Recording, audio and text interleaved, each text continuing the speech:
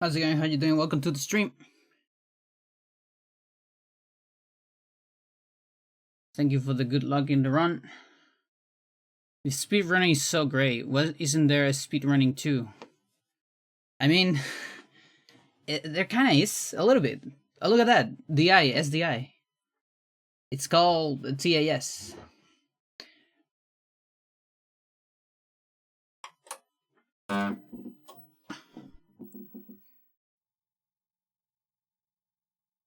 Also, speedrunning started mostly segmented. And today is all single segment. It's all about single segment.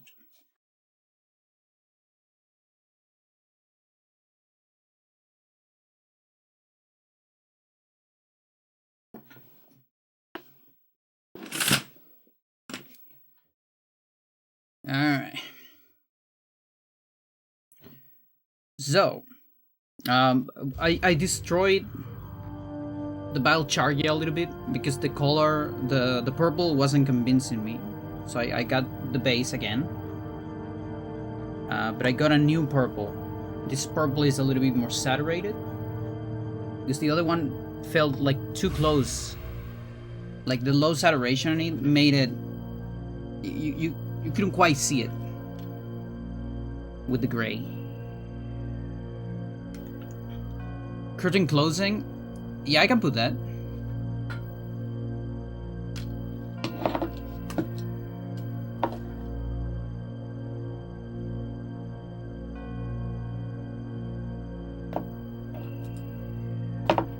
Noted. Come on. Because that is a very common thing, actually. I usually mute to close it.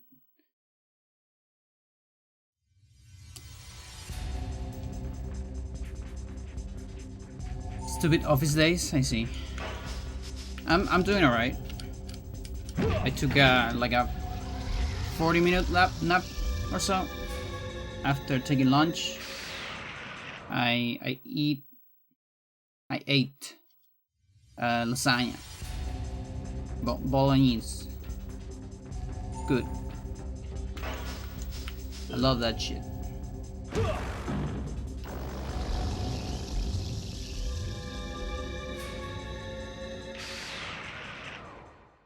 Pandora 46 nap. The 46 is so funny because that's a number I got like accidentally. I think because when you put the thing, it's always like a part of your channel, a number, and then the code of the emotes. And Twitch chose 46 randomly for me, and I kind of just put yes because I was like doing the thing very fast, and that's why I have the 46. I think it would be way better if it was just 4, because then it would be like Pandora written with, you know, the 4 instead of the A. I don't know if I can change it. I know that when you are a partner, you can put literally any name to your emotes. But yeah, I'm kind of stuck with the 46 now. It's not even 47, which would have been like a more interesting number, I think.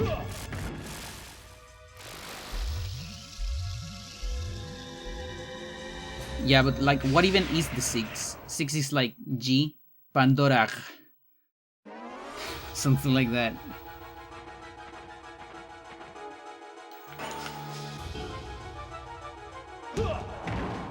Second stream today and still have nothing in my bingo card. My god. To be fair, there is a chance that a lot of things happen while my internet was struggling. Like when I was making the chat replay, uploading to the archive, I noticed that I had like 4 streams in fucking Twitch. Also, I don't even know if the YouTube stream or Kick stream is running right now. I assume it is. Awesome. Reset on a double. I mean, that's You choose those rules. Can play it whatever you want. In fact, you can play something like a weekly bingo and see if you get like all like the entire card in a week or something. Like a different mode.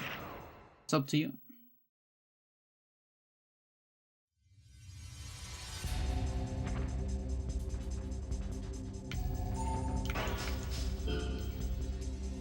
Oh yeah, that's true. I forgot. Just don't give me new ideas.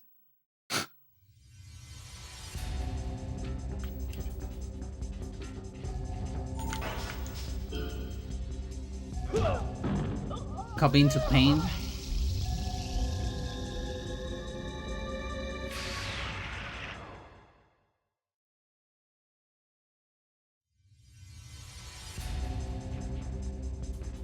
Yeah, I think I run out of targets for this planet today.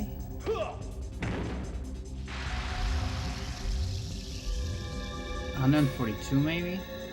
It's a little far away, but let's see. It's doable.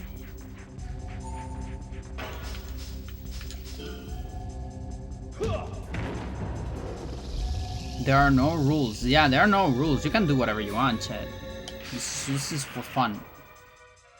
And fun a lot of the time doesn't have rules. I was going to say fun doesn't have rules, but that's actually not true. That's totally not true, because you make games and games have rules. Like, that's kind of a big thing of games being fun, is them having rules, so never mind.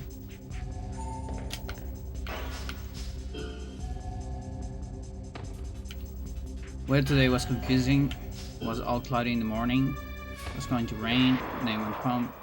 It was hot, and your ass got wet. I mean, burning in the car. Okay.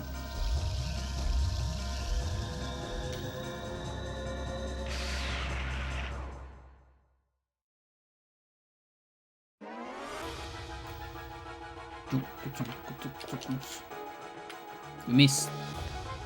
You missed.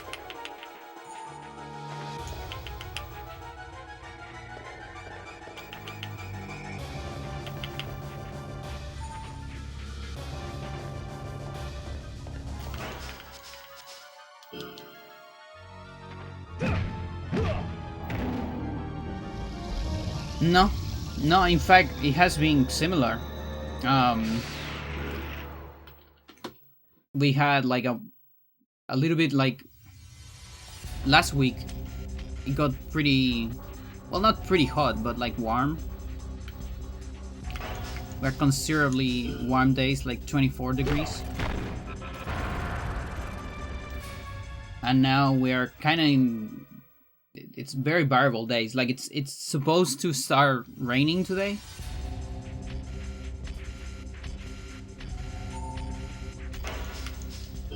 I don't think it has started. I guess it rained a tiny bit. And now it's gonna rain for like 3 days or something.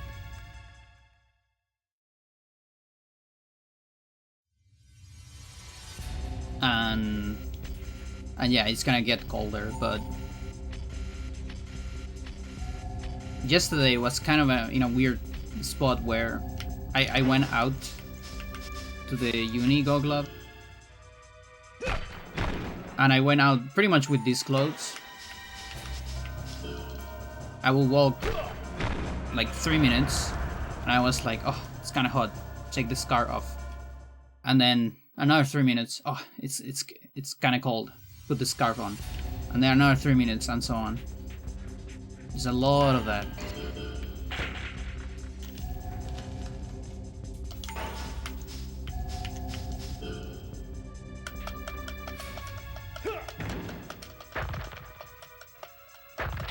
Yeah, because it's that part of like transition. These are the transition months.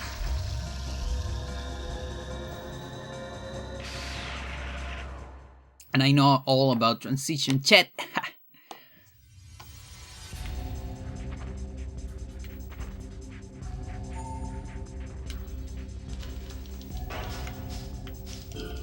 That's another good one. Trans jokes.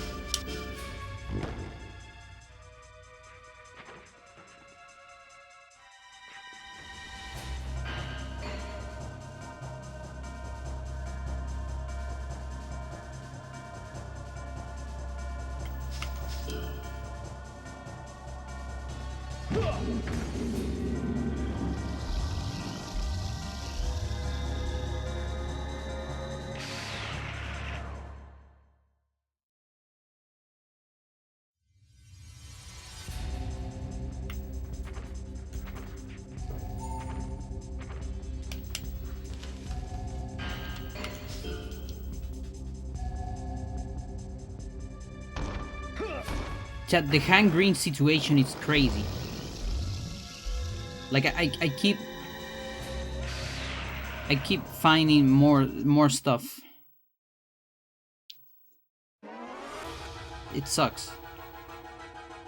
Because there's like the AI thing happened, and then like I knew about the knitting stuff that I completely missed, and apparently there was like a trans video I completely missed as well, like a trans video with like very good intentions about trans medical stuff and science, but that apparently just spread a lot of misinformation. Completely missed that because yeah, it had like backlash and he had to erase it.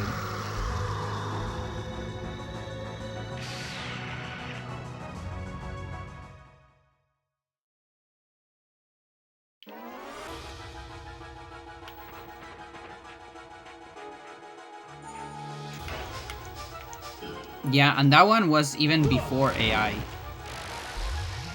was a thing. Or before AI, you know, was like slightly competent. So it really just kind of tells you that, you know, there had been a little bit lazy for a while.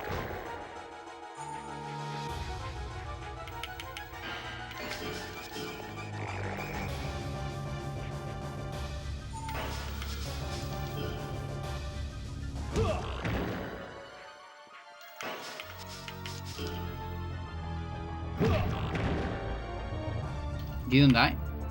Interesting.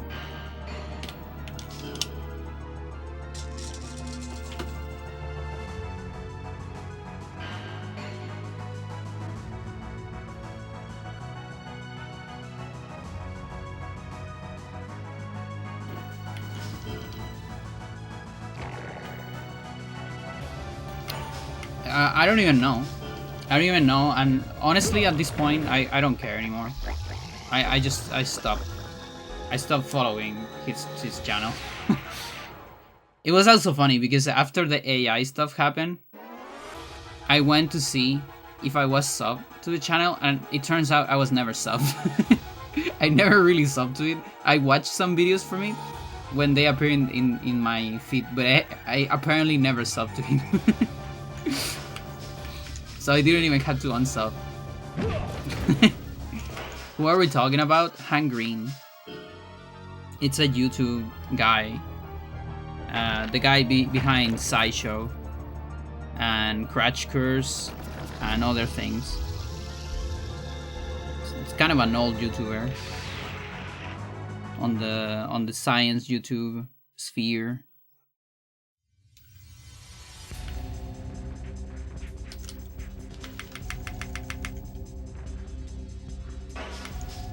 Yeah, I don't know, Chet. Like it's getting kind of grim for science to Like, Veritasium got bought by a big company. Kangreen is having these problems. Kurgasad, you know, has been a little bit of a like weird for years lately. Yeah, it fucking sucks. Like it's always capitalism, obviously, you know, like if you wanna be counter farm, you can't really, you know, you have to abuse the algorithm, and that means you have to lie a little bit, basically.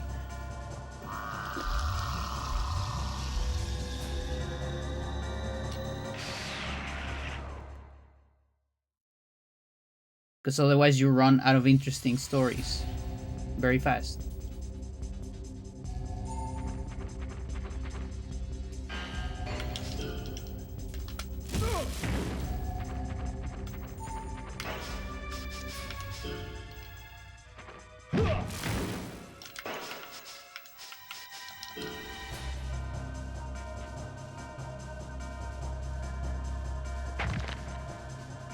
And honestly, there are probably infinite interesting stories you can tell. But they take time to be told and to make like a good script about it.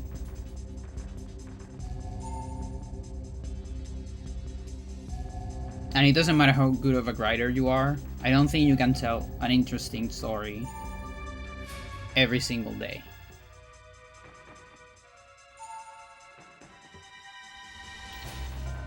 Unless it's like, you know, like a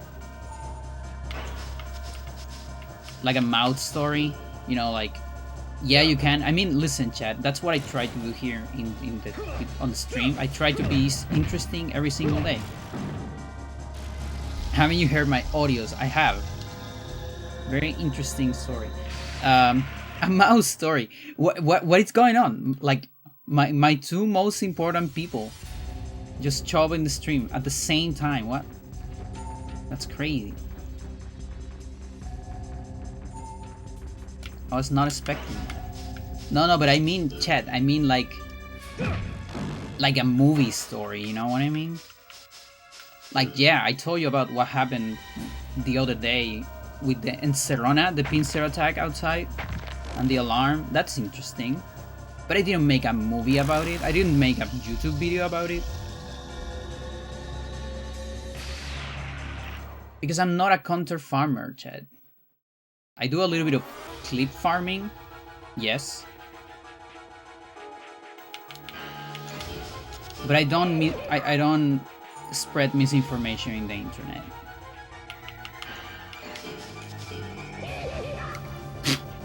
And my videos are not made with LLMs, so that's good. Was this when I was away? I don't remember. Maybe.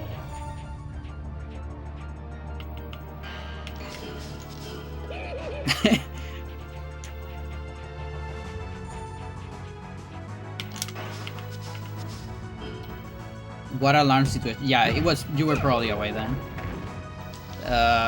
When was this? This was Sunday, I think.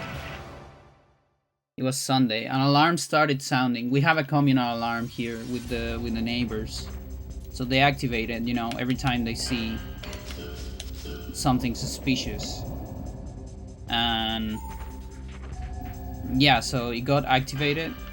I was doing survivors, just like I'm doing now, and I check out the window and I saw a car. So how do you say camioneta in English, Chad? Yesterday, the other day I say wagon, but I don't know if that's correct.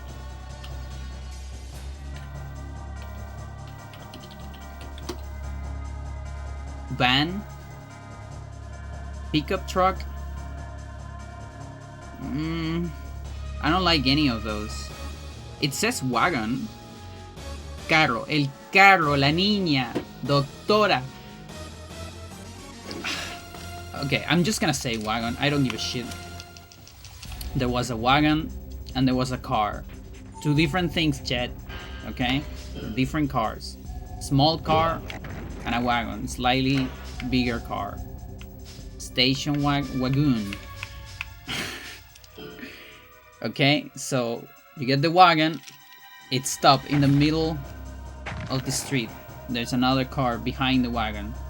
A lady comes out of the wagon. And then you're talking about station. I don't know what that is. There's no station here, chat. No, this is the street. It's just the street. It's like a little truck, but it's not a truck, you know? Like pickup truck? Yeah. Like what WhatsApp said.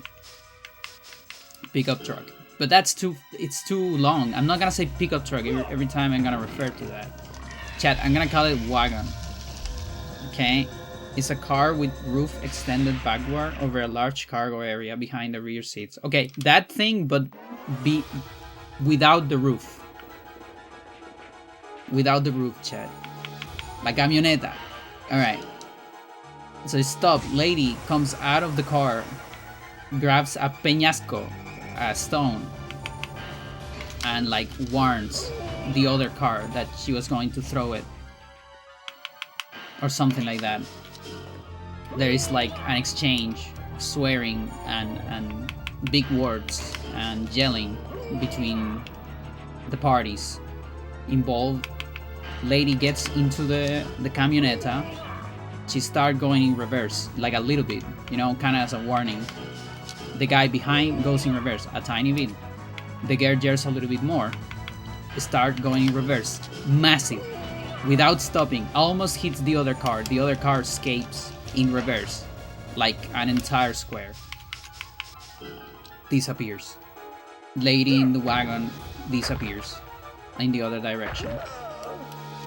My interpretation of the events is that the car behind the wagon was following the lady for a while because they wanted to do a pincer attack. And so at some point another car would be like ahead of the wagon as well, and both will, you know, like do the pincer attack. We call them encerrona here in Chile. Encerrar is like surround, a surrounding, right? And so they surround you in both sides so you can't escape. They get out of the cars with a weapon or something, and they steal the car from you. So that's my interpretation, that she noticed that she was being followed and proceed to, you know, just, you know, be a badass and tell them to go fuck themselves. I don't know who it was. It just, all of that just happened to happen on my street. That's all. Why is your neighborhood so wild? I never hear so many crazy things happening within the span of following on this channel. Yeah, I don't know. I don't know why. It's kind of a my street is, it's kind of like very silent and alone during the night, which is pretty cool because it's silent. But I think that also means there's a bunch of bad actors that are like, yeah, this is a good street to do stuff, you know?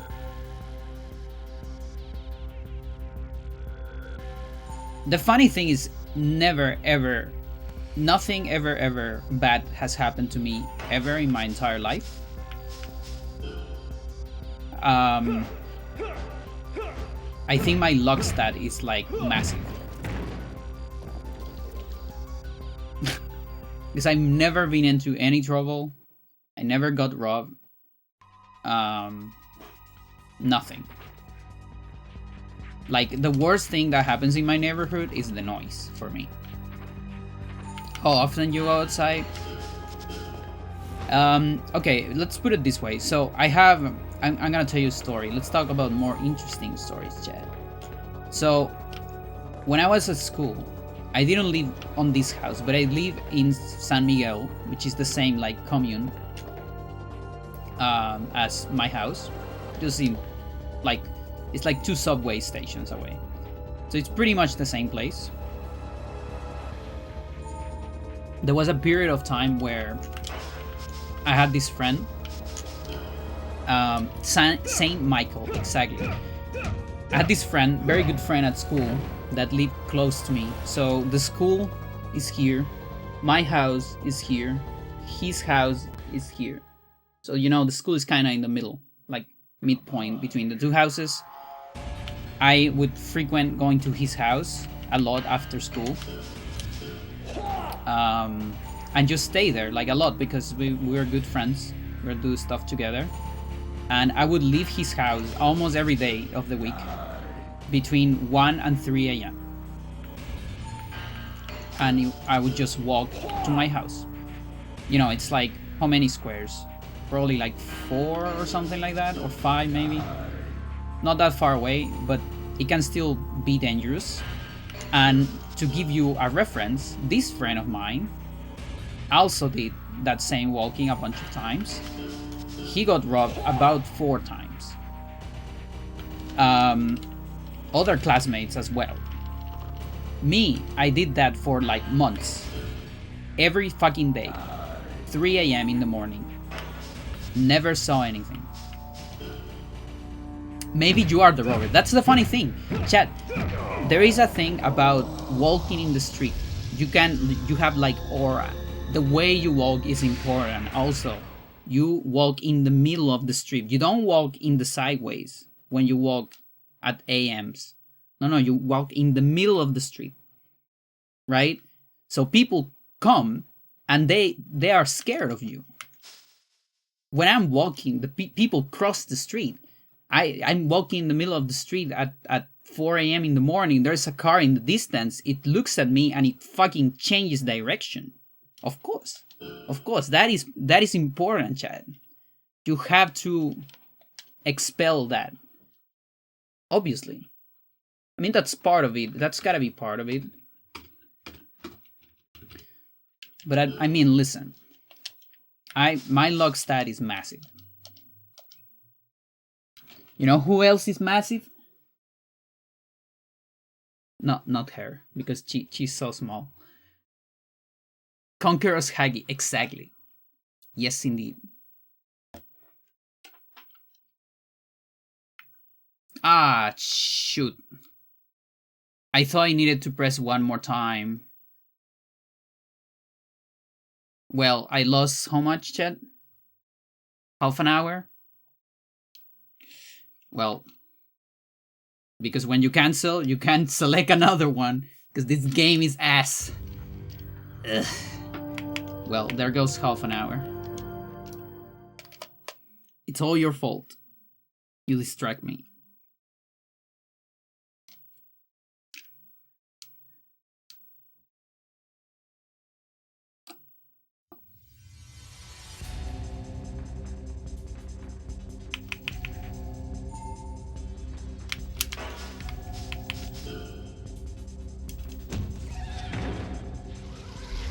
Chat, I have some unfortunate news to tell regarding cats. No, Ger. Don't destroy my plasticine stuff. So there was a cat we had here in the house for like a little bit. She was called Haspy. I mean, we call her Haspy because of Haspieda, which means like you have like several colors. It was sort of like a dark calico, you know, like that variant. It's kind of like when you get like a tabby plus a dark or black cat, sort of like that. So that cat, for a while we thought it was stray. We're talking like several years ago, by the way. This is many years ago. A shiny cat, exactly. She was beautiful, and like a love seeker, you know, like she was looking to be loved. We thought it was stray, and also kind of old for a stray. You know, it wasn't like a juvenile stray. And later on, we find out that it was from the neighbors, the ones with the 4 dogs. You know, the ones that put human names to their dogs, and they have surnames as well. That neighbors.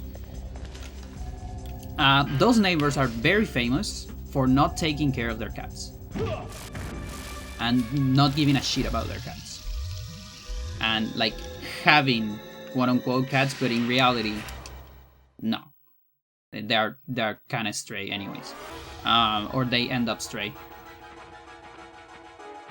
And so we took the decision. We told the neighbors, and they actually agree immediately to like have the cat. But the problem is, our cats didn't like her.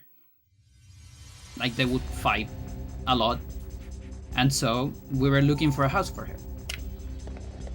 And some friends ended up having her. So that was pretty good. That's the good part of the story. That's the wholesome part. And so from time to time, we would hear news about her.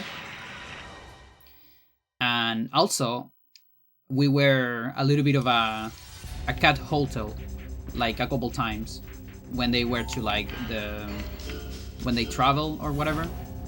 She would stay like a couple days here in the house. But yeah, it turns out she passed away like 2 days ago. Not sure about the circumstances. It kind of looked like some kind of illness or something. Like they had to sleep her. But the good part is, you know, she got a good life, much better than what my neighbors could offer. And she traveled a lot as well, you know, because it was firstly what it was with my friends, and then later on, because they had to go, they traveled to Japan. It was with the mother of one of them, and so it went to like a house in the beach. And yeah, we saw videos and things like that, so it was doing great. So that's good. And honestly, she kinda, I think she looked older than my cats. So, you know.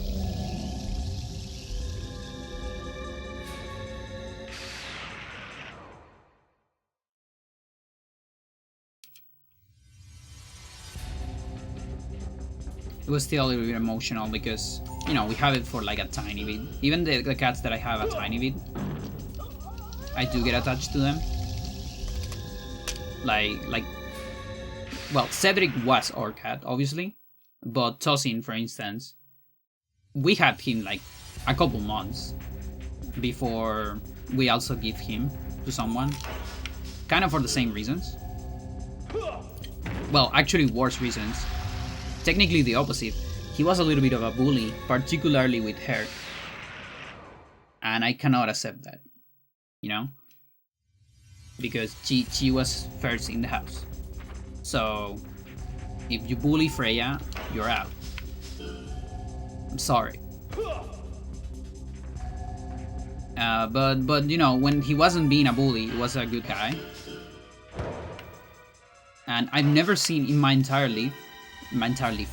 life such a shiny black fur. Like, that guy was like fucking beautiful. Like shiny, bright black. Crazy.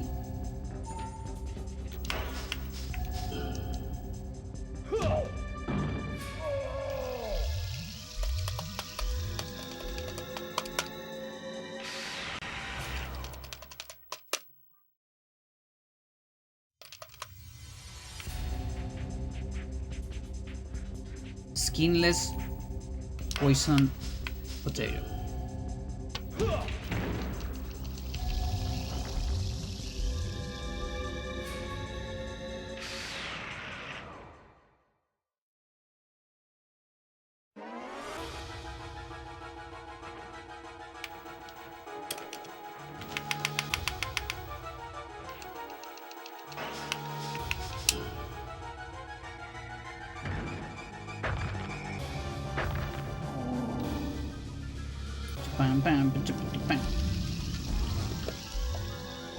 Pussycat.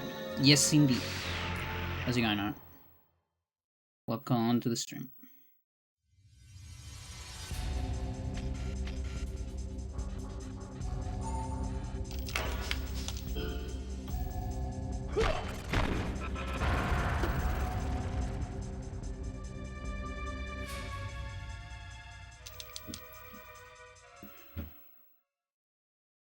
Been liking your recent titles?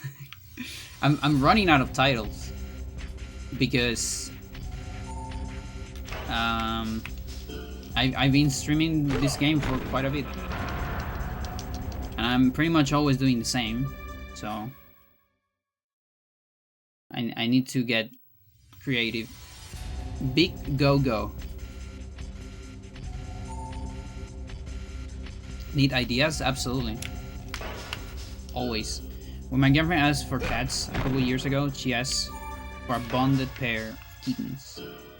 One girl calico and a boy, and somehow I immediately found them. Titus and Yuna.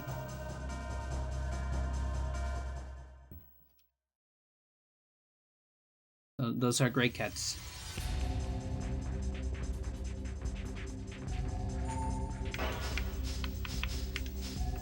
I love that we have a lot of cat lovers in chat. Gordinho as well. They were just at the animal shelter, waiting for you.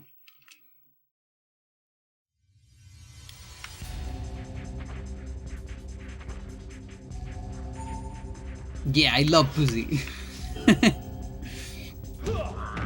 Yeah, me too. Trucy as well.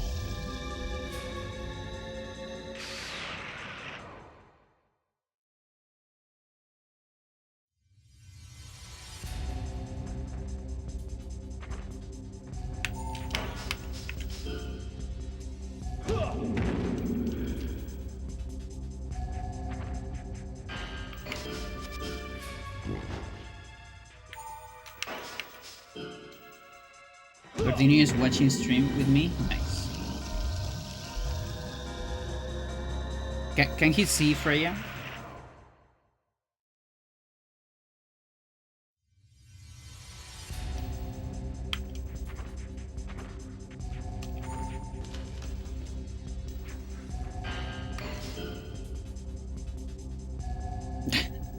Nice.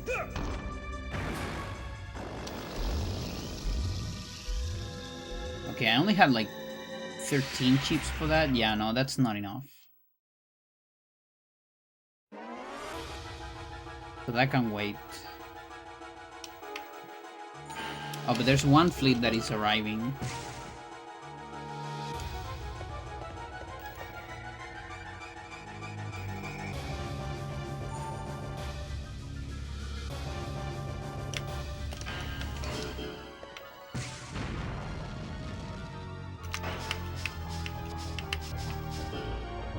Estiración.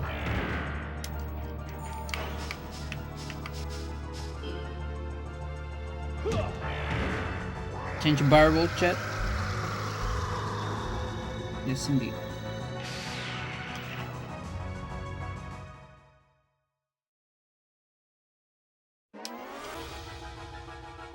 You're allergic to pussy? That sucks.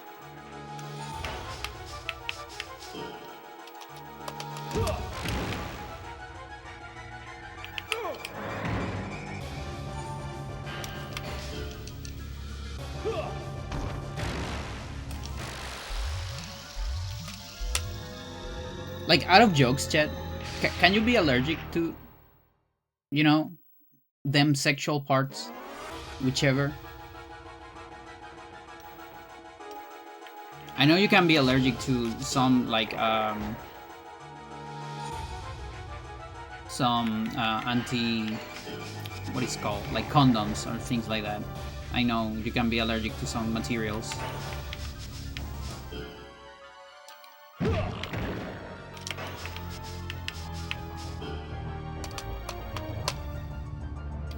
Sperm too? At the time you were streaming Dark Anima attempts a lot. So I thought about Titus and Yuna. I kept it to myself, just laughing on the way home. Then my girlfriend tells me she wants to name them Titus and Yuna. You're fucking kidding me. That's crazy. You're so connected.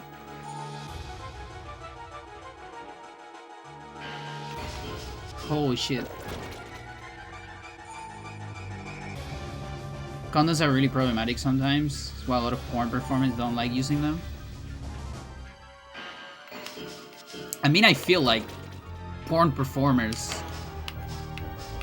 and I don't know if it's all about the allergies though, but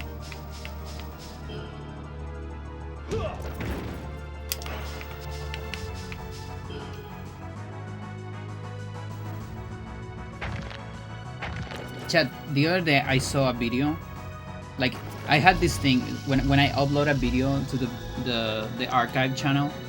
It's a channel that I never use for watching videos. I just upload stuff. I'm not sub to anything except for like myself in that channel and like my other channels. So sometimes I like change to that account, upload the thing, go back to YouTube, and I notice, you know, my feed is completely different.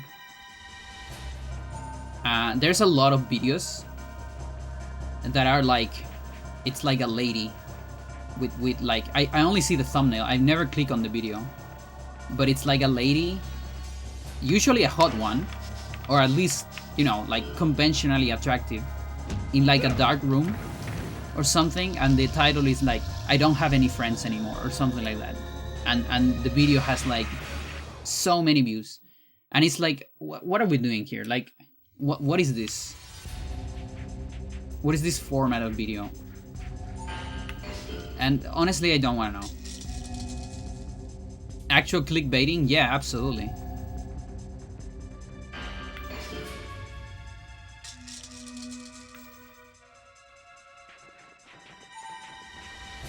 Yeah, also in the same like spirit, you know, I actually saw a video. This one I did ended up like putting it as a podcast because I needed something while I was cleaning. So this job on you know, my secondary channel feed.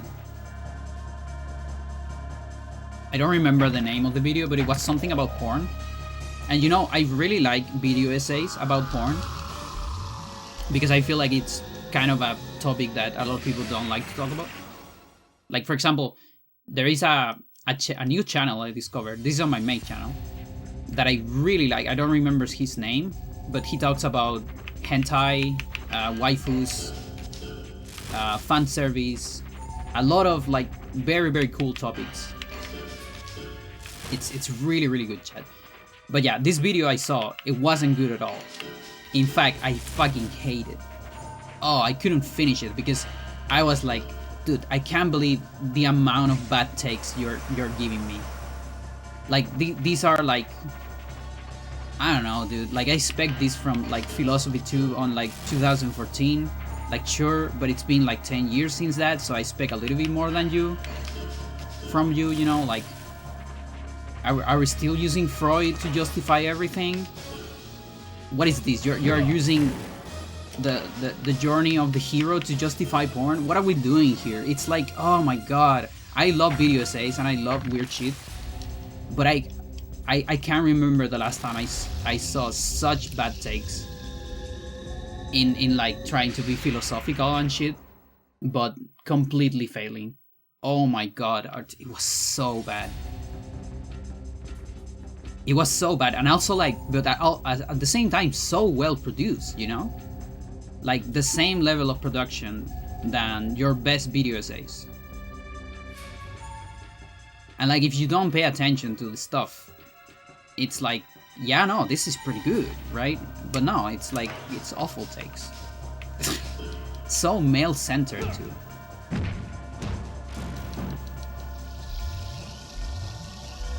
Like, yeah, the girl you fuck, it's like the dragon the hero has to conquer in the story. Like, what do you mean, dude? No. And that's why people like porn. What are we doing?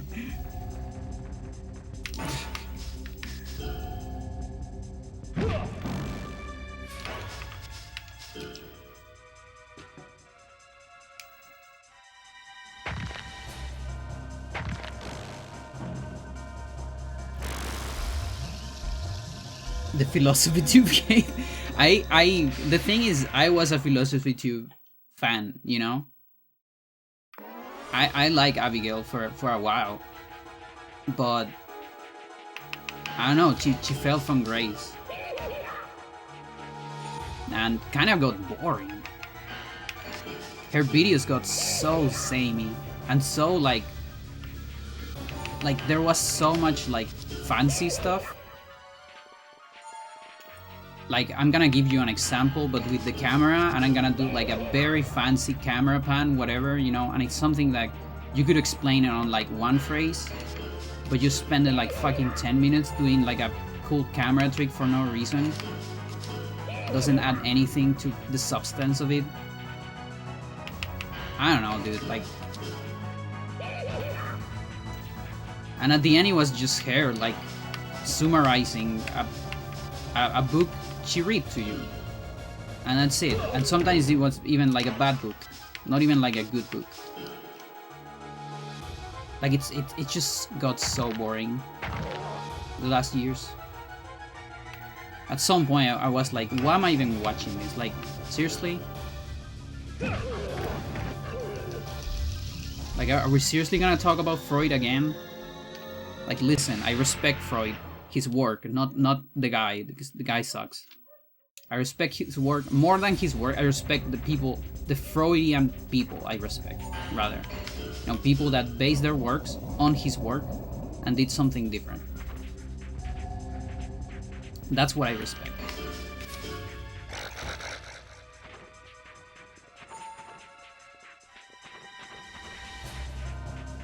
Like, yeah, Final Fantasy X, pretty Freudian story, absolutely. This is my Freudian story. Yeah, I agree. This game, though, this is not a Freudian story. If you make a video essay of this game, you don't put Freud on it. I mean, there... Okay, you know what? I'm gonna take that back. Because of Anna. You can do a little bit of a psychoanalysis, actually. Oops. Okay, what about Eternal Darkness? Although there is the Alex and Grandpa relation. Oh shit. What about Hocus Pocus, chat?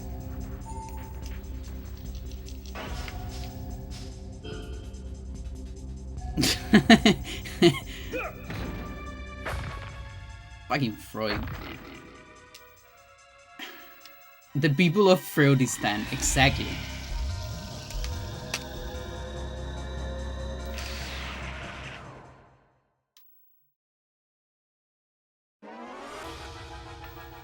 Kill James Bond, listener.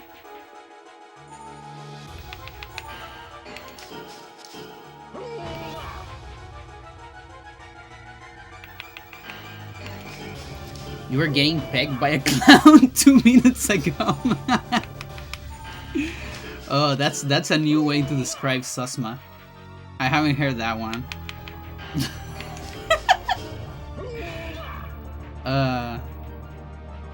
The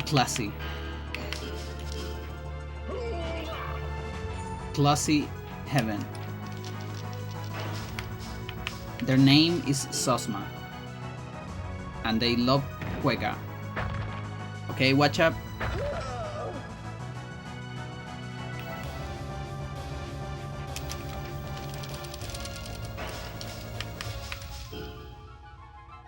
What about the part in Hocus Pocus where you kill your father and fuck your mother?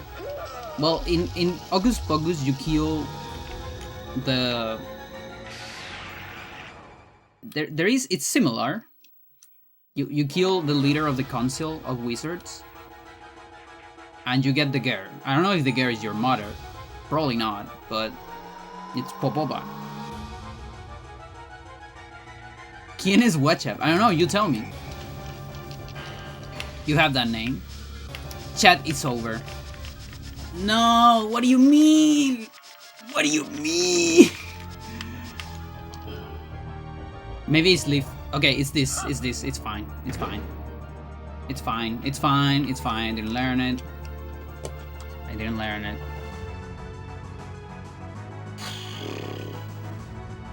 But I have to put it somewhere. So I have 2 head crutch. It's alright. Everything's fine. Everything's fine.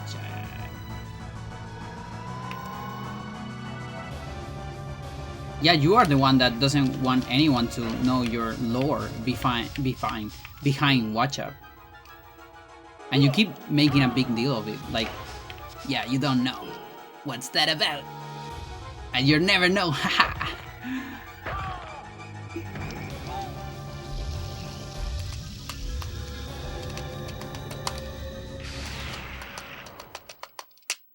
Isn't escape a higher chance? Depends. I think it depends. I actually don't know.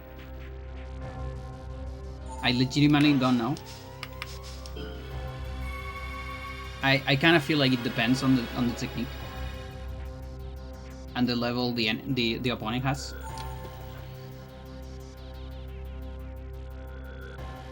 But it's one of those things that it's better if we just wait for Classic to reverse engineer it. I don't make a big deal. You people keep asking me. No, nobody asks you. You bring it. You bring it. People ask you like one time, and then you keep bringing it when you're drunk. We're over it. At this point, it's too stupid to solve. Yeah, you always say that. You always say that. You keep like lowering the profile so you don't have to say it. It's just funny. Hocus Pocus functions as a vivid allegory of Oedipal conflict, castration, anxiety, the fragile ego struggle, and negotiate on primal drives. Yes. Yeah, no, I agree. I mean, you have to slay dragons. You know, just like in porn, right? And you have to slay trees as well, and that represents, you know, Mother Nature and how you have to escape from it and accept civilization and all that. It's pretty deep if you think about it. What kind of porn do you watch? Definitely not the same one that the guy that made the video. This is a teasing moment. Watch Up is going to bed. It's 1:30 a.m. and I have freaking reunion with government people tomorrow. So they keep giving me money. Oh, I see. Yeah, good luck with that. I hope they throw more money in your face. Tism. That story is so good. Like, in retrospect, when you tell me that story, I actually didn't quite understand it. If I'm being honest, I was a little lost. But then in retrospect, like 2 weeks after you tell me that story, it kind of clicked on me, and I was like, oh my god, I would have the exact same problem. But I needed some time to like process it.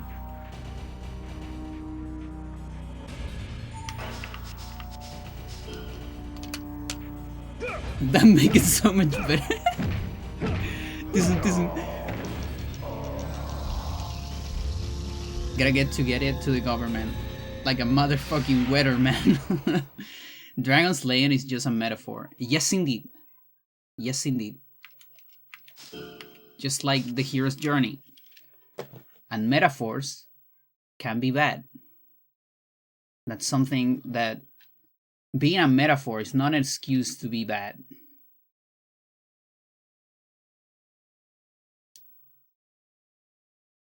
And that's the problem about philosophy in YouTube, is that people just keep making metaphors thinking they can get away with bad takes.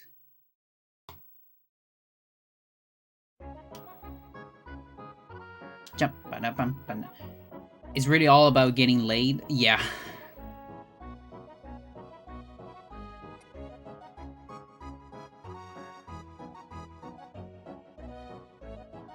You got a line? Bingo? Nice.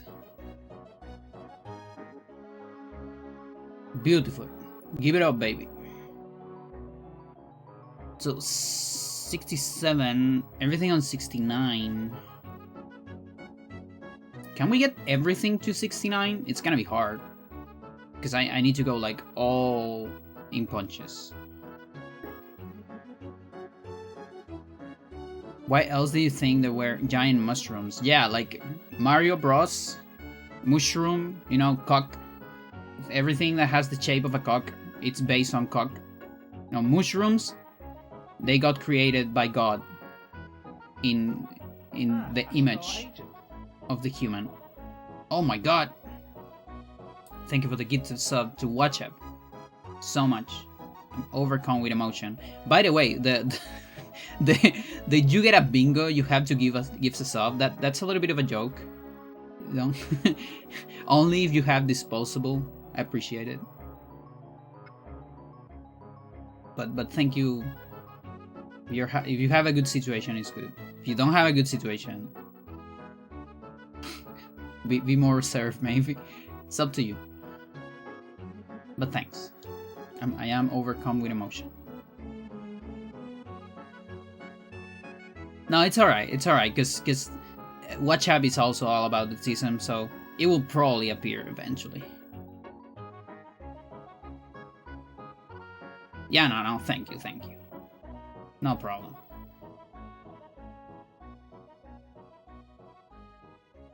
But yeah, that's why Mario is also Freudian, Chad, because he has giant mushrooms, and those are cocks. And Freud loves cocks.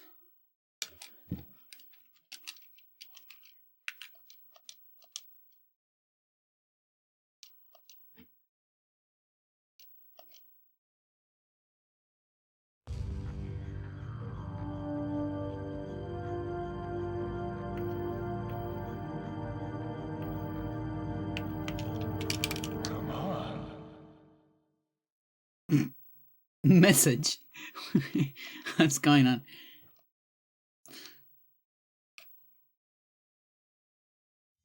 Wanna become famous? Chat, we have there is a command for ring eraser, so you know.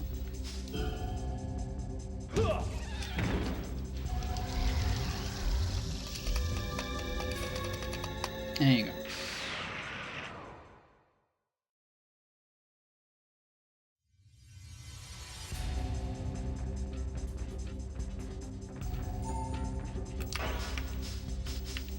That's gonna be especially useful when I speedrun this game. And you know, the most important item I need to get is that, and people are like, Pandora, why do you need that? Why is the ring eraser so important? And then everyone just spams that.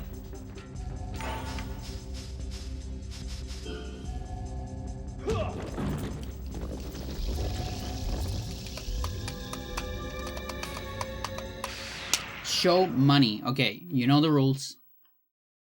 You can tell me a category, a place, a continent, or you can say a random number.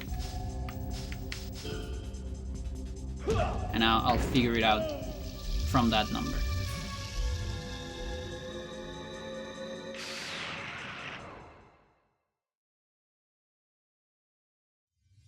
Money symbol in the eyes.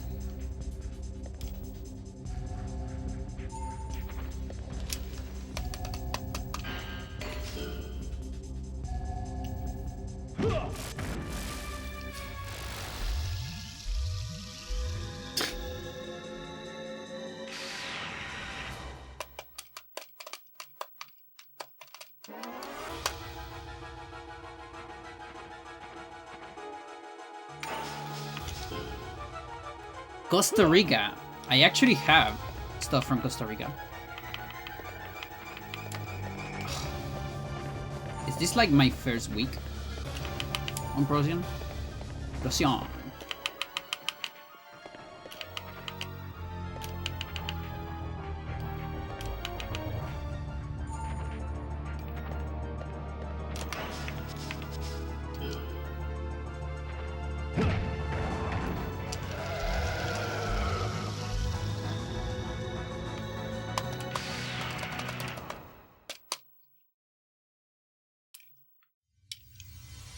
Yeah, considering the amount I have from Costa Rica, maybe I'll show both. Because I think I only have one note. But I have some coins as well, so...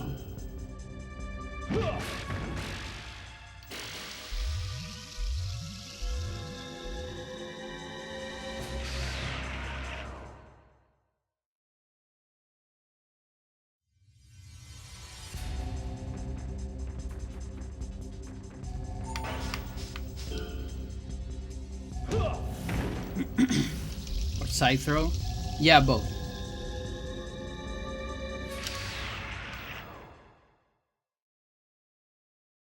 Side throw is less bad. I think I can take one more before learning it.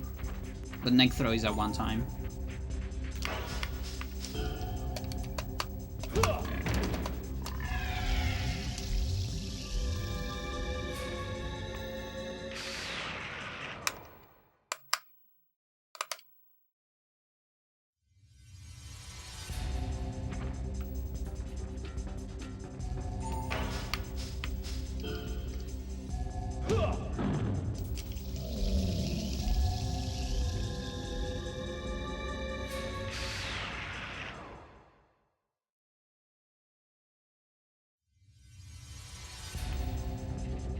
Yeah, there's a little bit of an exploit you can do when running the opposite direction, and like you can actually walk away from the opponent for a little bit while still getting power bar.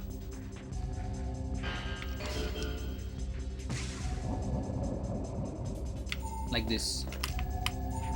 So I walk away for a little bit there, and I was getting full power bar.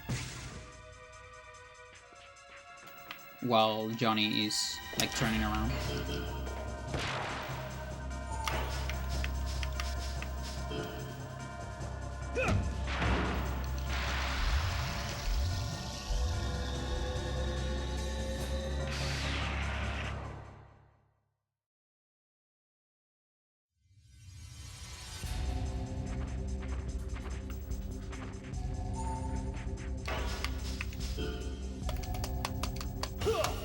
Wow.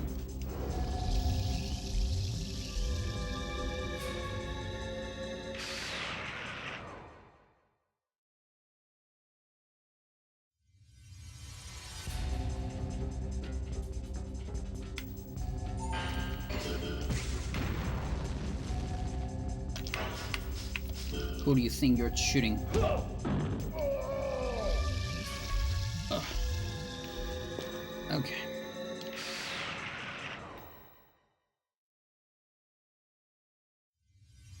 Shoot.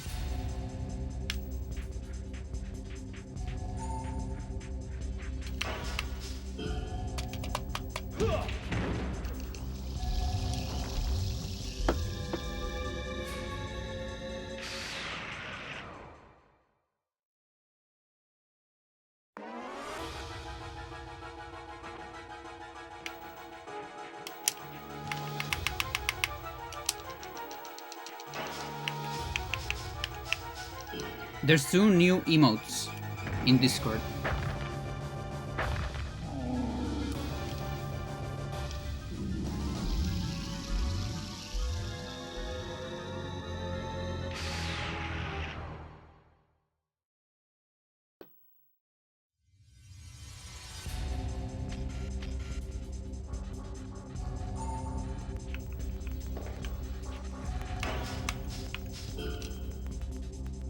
Nice. You finally got them together. The distant cousins. Nice. They definitely are.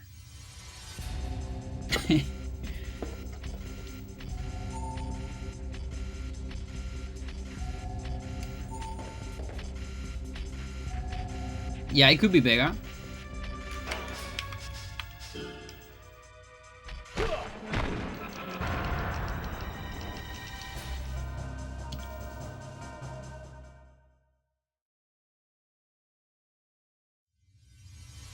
Turns out, you know, because Johnny...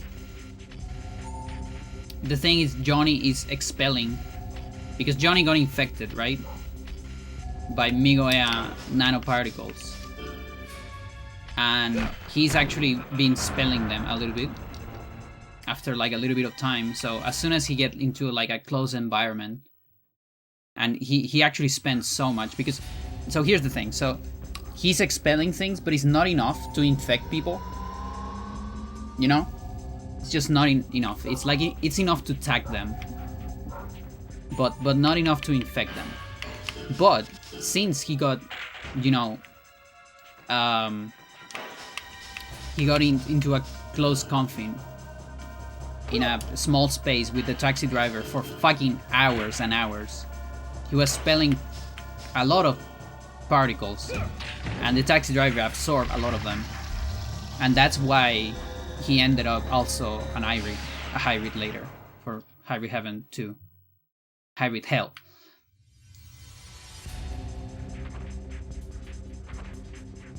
And then that's how the Vega name ends up making sense.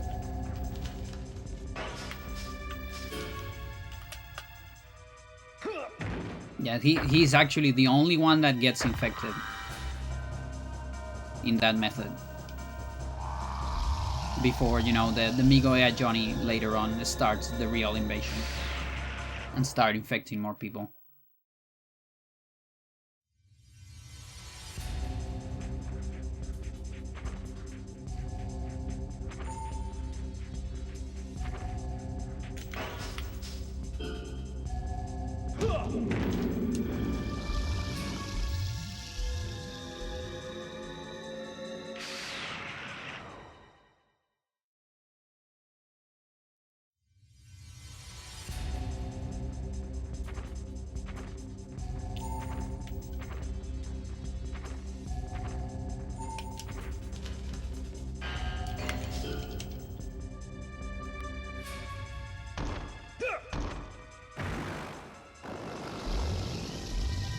Yeah, I guess you have some. Yeah, then there's like two types of hybrids, maybe, or I guess, yeah, no, that spread mechanic, it's actually just good.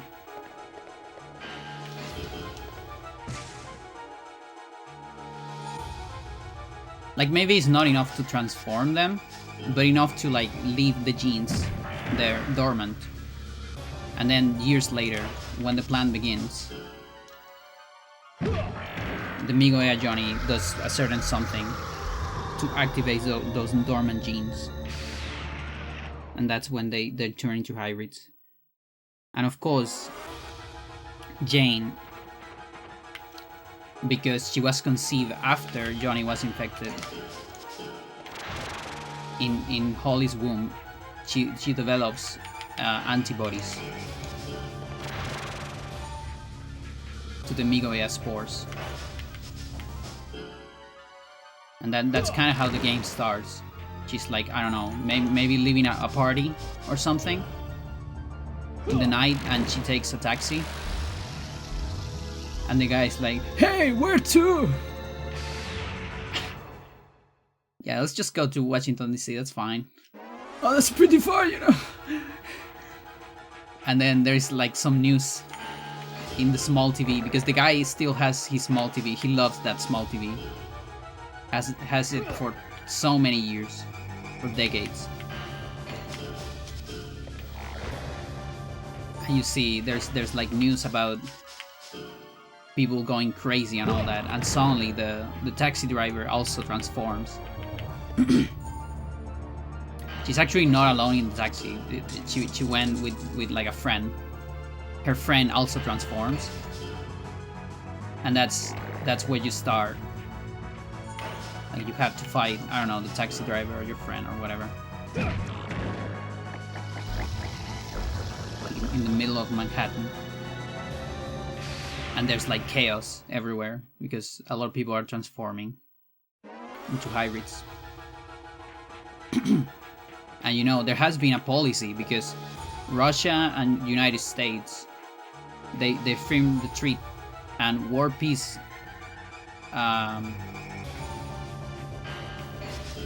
they got war peace, and because of that there was a policy of no weapons allowed anywhere of any kind And so you don't have any weapons. There are no guns, Chet. So Jane, the only thing she has is her punches and kicks. And very good physical abilities that she inherited from Johnny.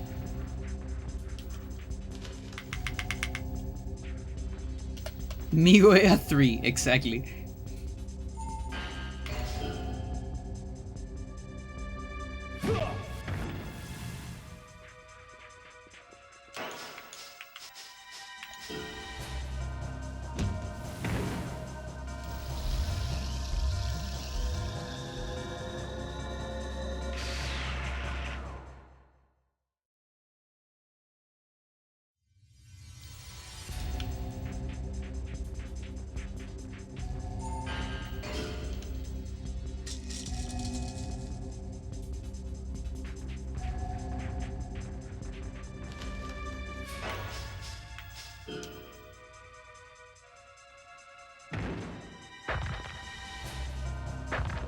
Second Amendment amended.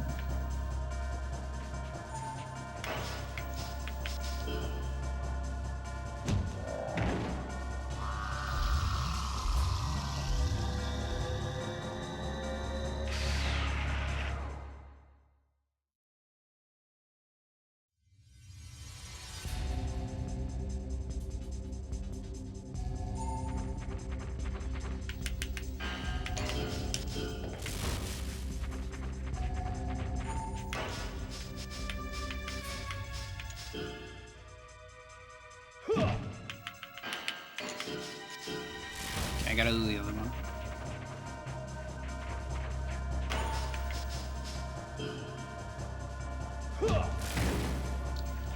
It's better.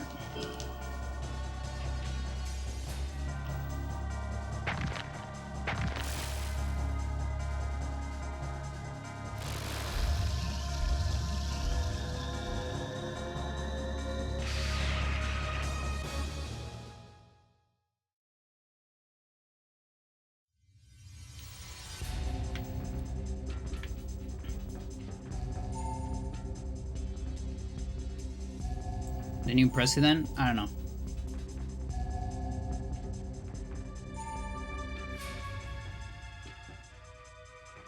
Jane doesn't care because she's anti-government. Like she does talk with with Mr. Weller, just because, you know, he's friends with her parent, long retired politician, and all that. But that's the only reason why she does it.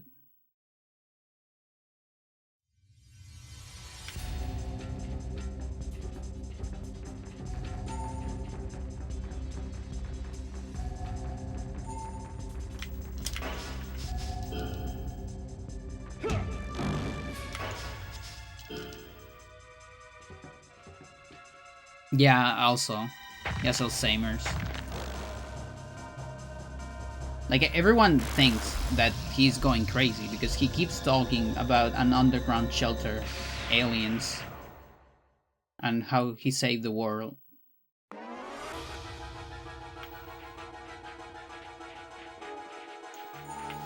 So she just pities him.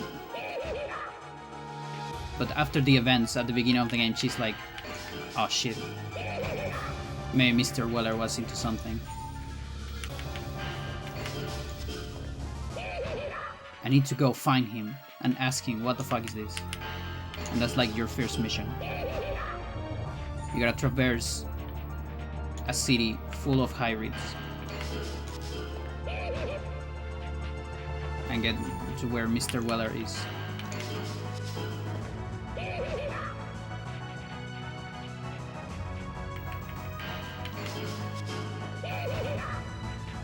Your name, Jane Hybrid.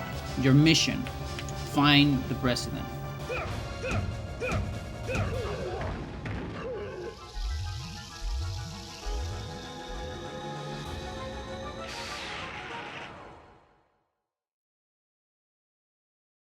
Johnny saved the world. He beat the big boss. He got the navigator. Mr. What? I don't know what a navigator is.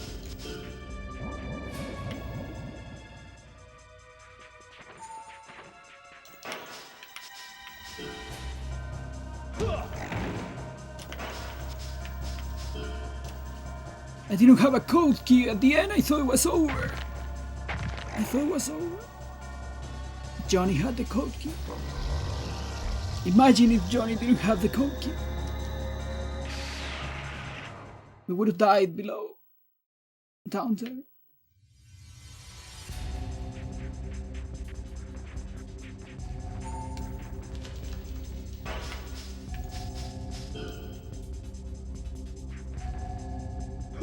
Honey, I tackled an alien. You should have seen it.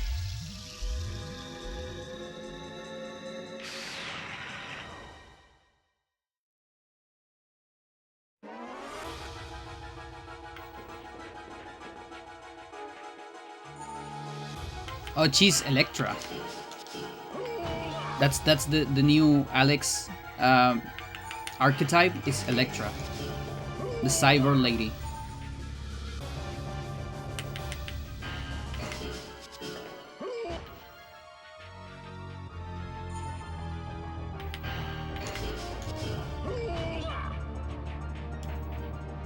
We need like a synonym of hunter.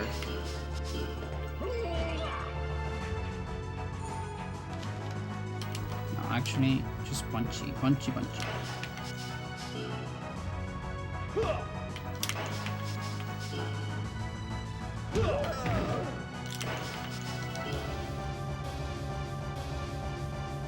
Don't remember the names I found. Yeah, we need to make a spreadsheet.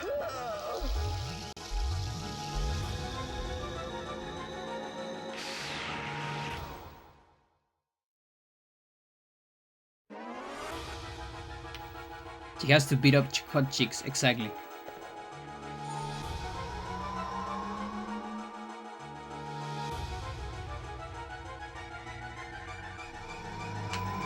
Yeah, there was Electra, Natasha, Vega. There's Beetlejuice, I guess. Jildun. All of those are hybrids. I don't know which ones are elites, but...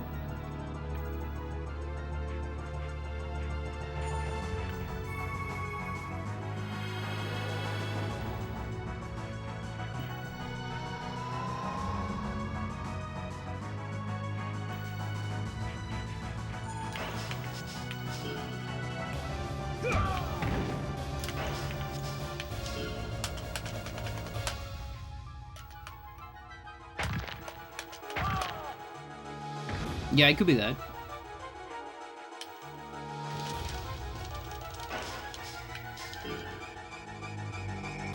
The skin jacket, Gary.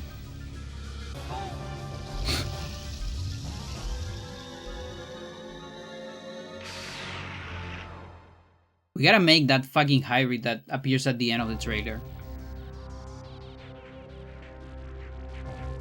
The one that has like spines.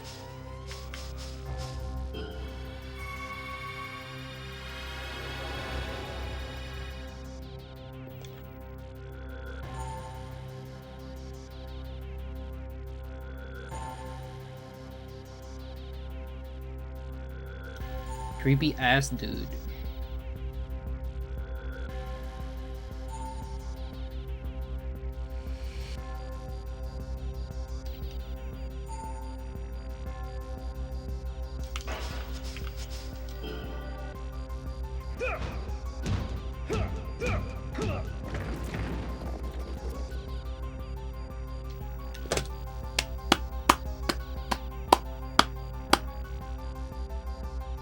True 90 is here, chat. True max level in console. Hard difficulty.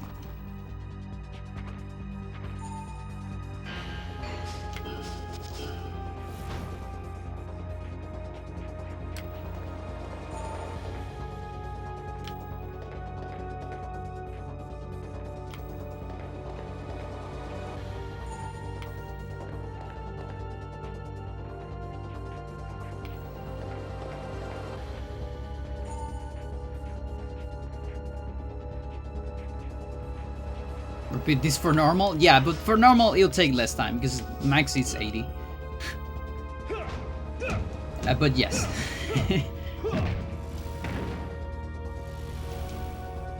The part that sucks is the body offense. Come on. Like I'm about to reach 70 here.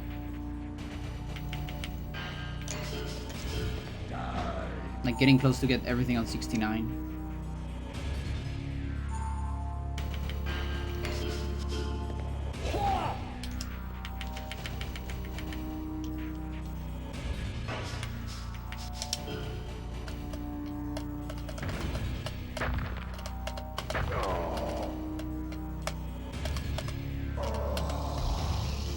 Yeah, my normal playthrough, I'm gonna do it stand up. And I have to do every technique that I do in the game, every move that I do in the game, I need to do it in real life.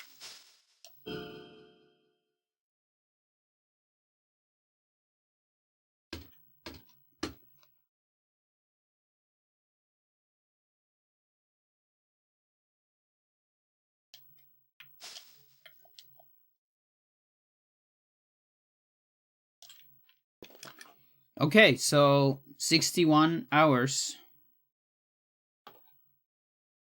is like a good time for real 90. Good to know.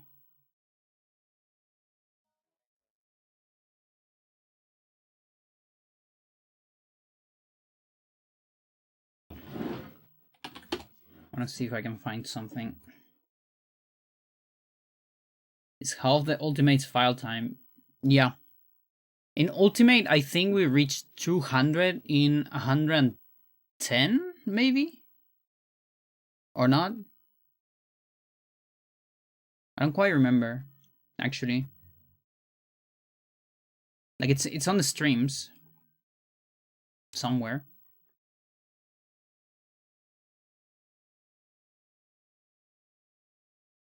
Oh my god, I got 3 comments in my Mahavishnu orchestra.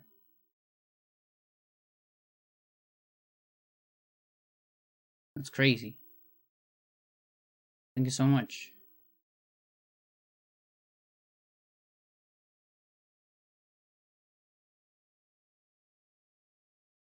Billy Coham. Yes, indeed.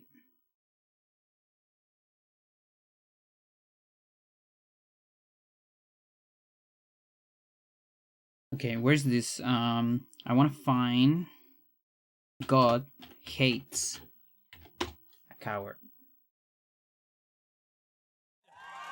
It's a very short song. I didn't realize how short it was.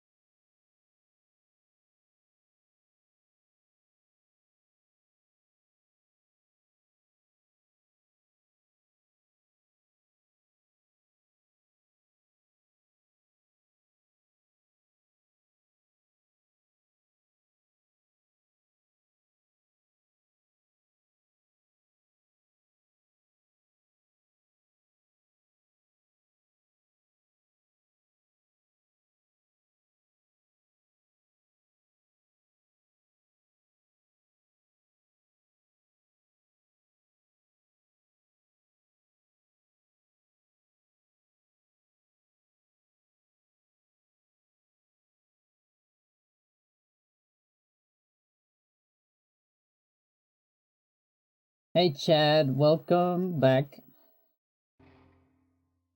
That is two songs. That is two songs from Tomahawk. I don't know if you can understand me. I have no idea if you can understand me right now, Chad. There's a big chance you can't understand me, Chad. But that is Mike Patton, my boy right here. See, this is my guy. All right, enough of that. So that's I made this. I made this for my sister long ago. It's a gift, and it's based on that video. It's a frame of the video, but it's actually like I made it in paint. You can kind of tell that it has like basic colors, sort of. It's kind of it is basically a painting. I love this guy. Mike Patton is great. That's from Tomahawk, one of his many projects, probably my favorite one of his. And yeah, that's Tomahawk. So the first song is God Hates a Coward. That song is, I don't remember if the first or second album. And then the other one is Black Hats. That's from the fourth album, probably my favorite one, Odd Fellows. And you get like two different, very different styles. But you know, there's a lot of things in that band, as it usually is with Mike Patton stuff. It's great. I recommend it. Pretty good stuff. It's called Tomahawk, like the axe you throw, just like that.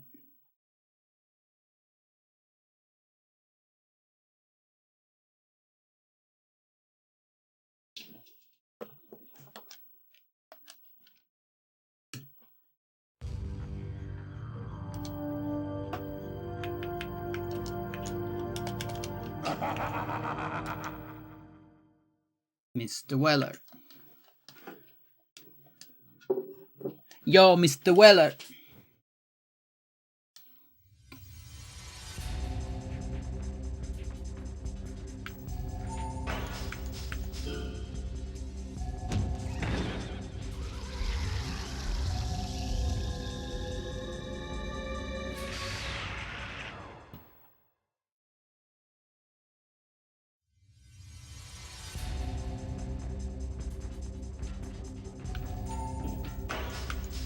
Free is going crazy.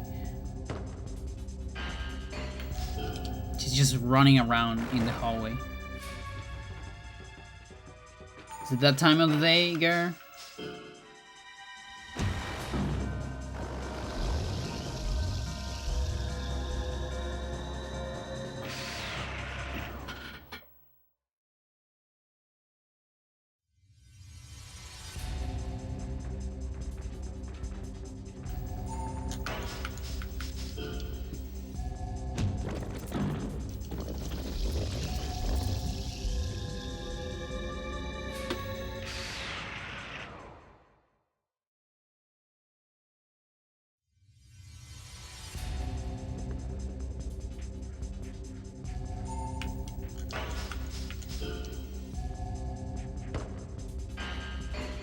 That's actually an English band?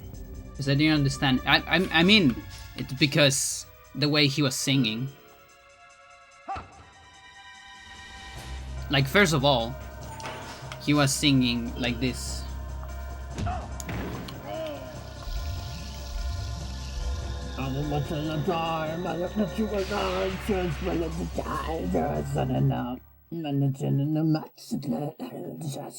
know, like that.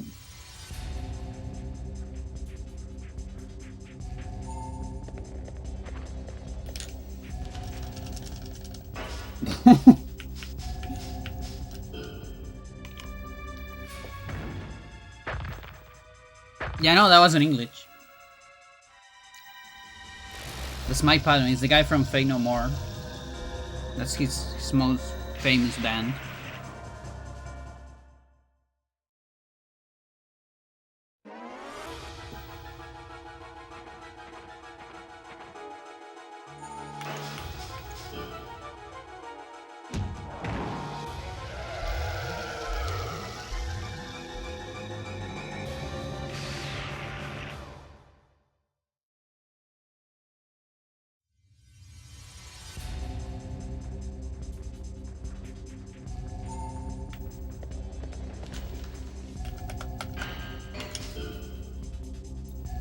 Okay, I have like a lot of money everywhere.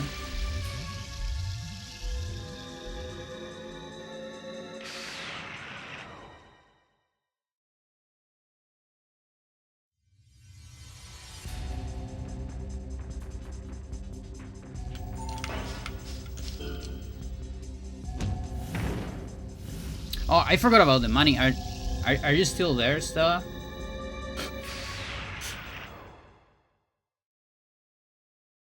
Just remember.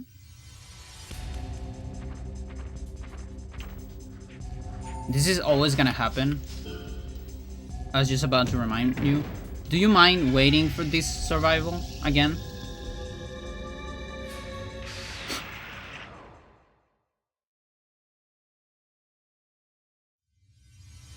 It'll be fast. Doesn't bother? Okay.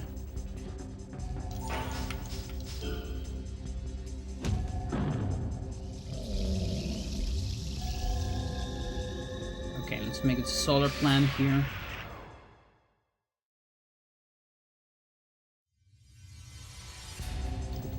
Tukus.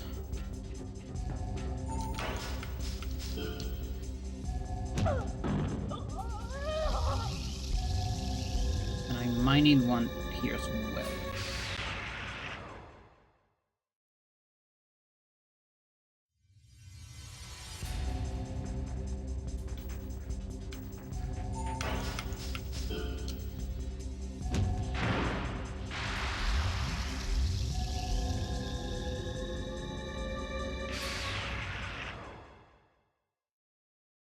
Okay, so how much do I need for this deck?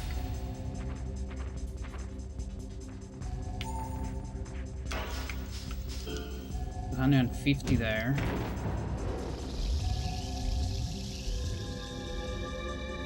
No, it could be that as well. That'll be like 200 instead.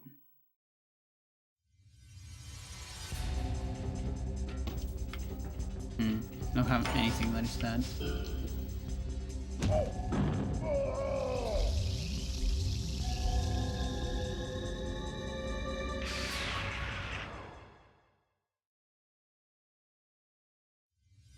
Yeah, it's just do that then. It's alright.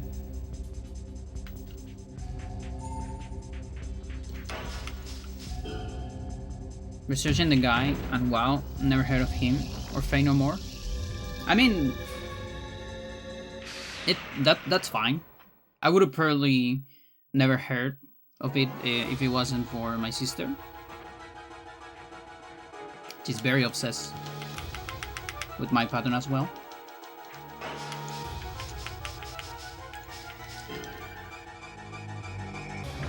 Like music, it's kind of, it can be like that. Like I said this before.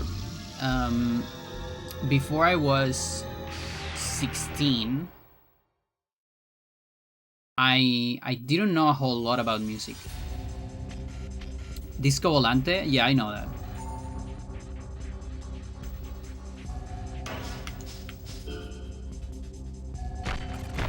I don't remember what it is though. Is that oh, for tones? Is that Mr. Bungle? Or not?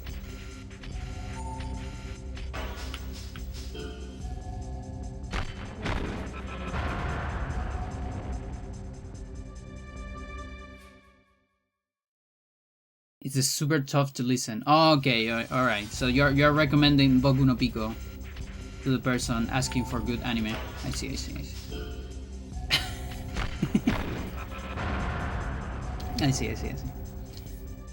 Yeah, like I was trying to remember which album was that. And also trying to understand why you didn't recommend like California or something like that.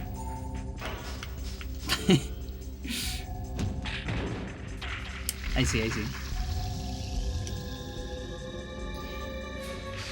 I mean, California can be hard to get into. I mean, Mr. Bungle in general, and even California, depending on how broad your taste is. I feel like Faye No More is an easier one to get into.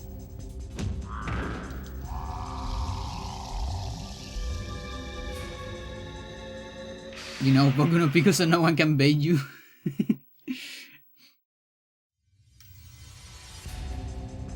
Yeah, same here.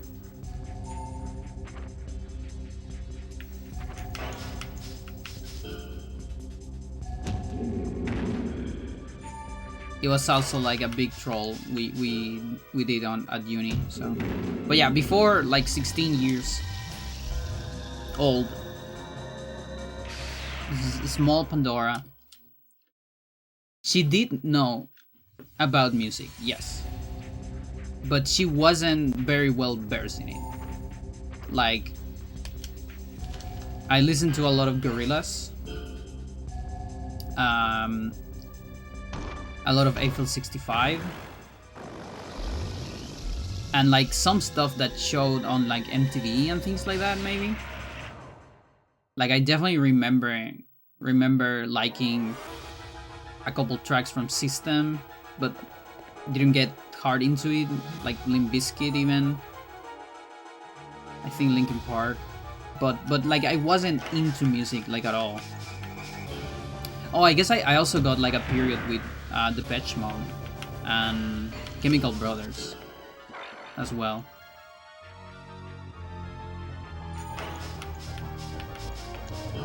So you could say like my first genre was probably like kind of electronic, a little bit.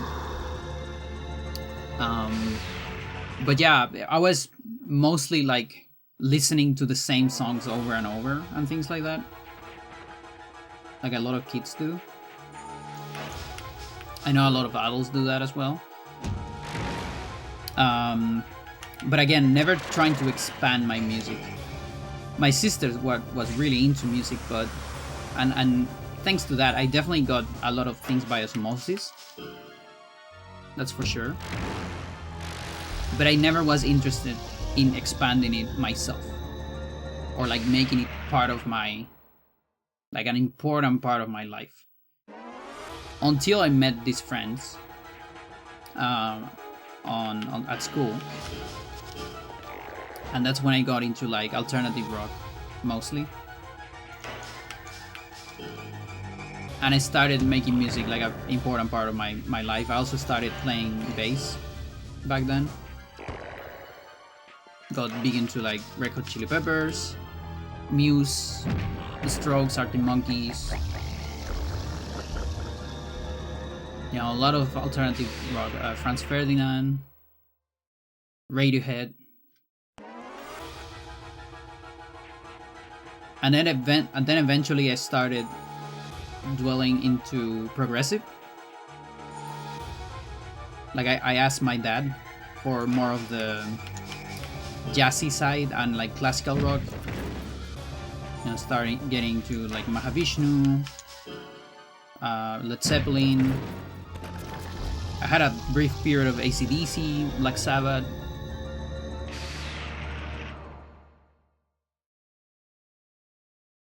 And then, thanks to one of my cousins, not the console cousins, that was big into progressive, I started getting more names. I also have a big time with System of a Down. That was like between the alternative rock and the progressive. I went like omega deep into System.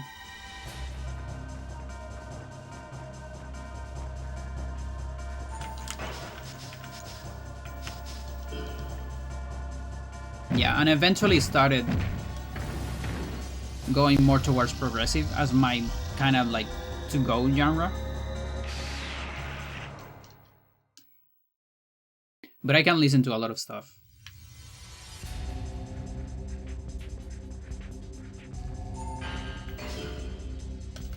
Mahavishnu is great.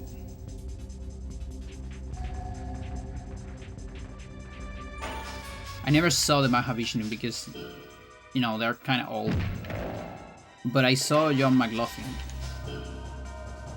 He came to Chile with like was it with Billy Coffin? I think it was with other musicians. But I also saw Billy Cohan on another occasion. That was another one of the concerts that my dad convinced me to go.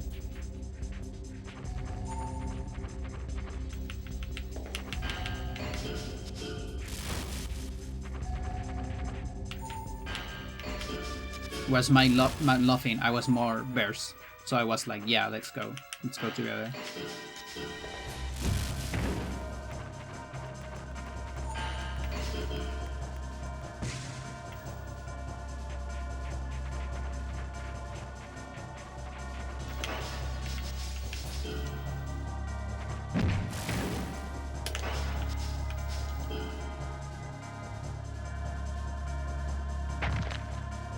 Pandora were more accessible, yeah.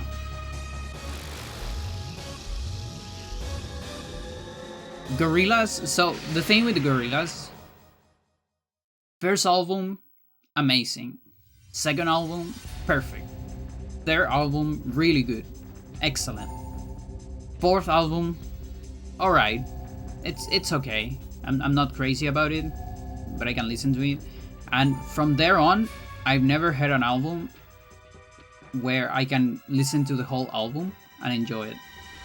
I always have to like skip a certain song or something. And the album, do you say Billy Coham? Yeah, it's the drummer of Mahavishnu. And yeah, the last album we got of Gorillaz, The Mountain, was it this year or last year? I don't remember. That album, oh dude, it was such a shame because it was so close to being an amazing album from Gorillaz. Like I was like, dude, are we getting another album of Gorillaz where I can listen to every single song and I don't have to skip anything, and everything's good? Until I got to the middle, and there's this stupid song from Treno that ruins the entire album. And then the rest of it is also pretty good.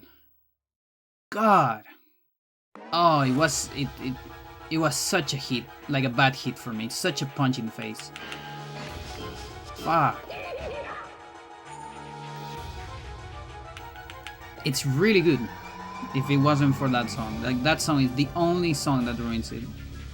That's the thing. They do too many features. They're all about features. And they have been doing features since Gorillaz 1, don't get me wrong. But the thing is, the features get broader and broader.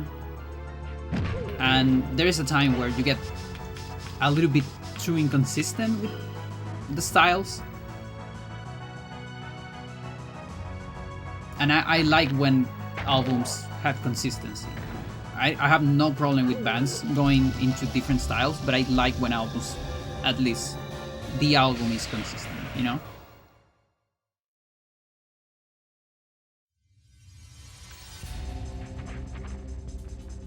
Yeah, and it's also like, because the fucking album starts with like a lot of lines and lyrics from Demon Days, actually. The Mountain Called Monkey, which is my favorite album, you know? And the whole album is called The Mountain. And I think Omar Suleiman is on there as well. You know, I'm a fan of him. I don't know any of his songs because I've listened to him several times, but I never remember his songs. It's like I just put a playlist of him and listen to it. Like I respect him a lot. And it's just unfortunate because, again, it's a very long album. I think it has like 15 tracks, and 14 of them are really good.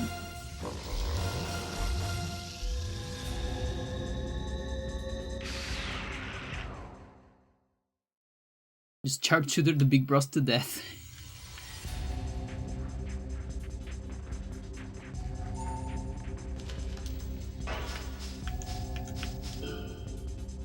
The only Gorillaz song I like after Plastic Beach was that Humility song. I don't remember. I like I think it's called like New Gold or something like that. I like that one. I like there's like a couple songs I like here and there, but I just don't remember them. You know, from the multiple times I listened to the albums after Plastic Beach. I keep forgetting them. But I know there are songs I like. But yeah, I need more than liking a song. I wanna like an album. And this one was so close.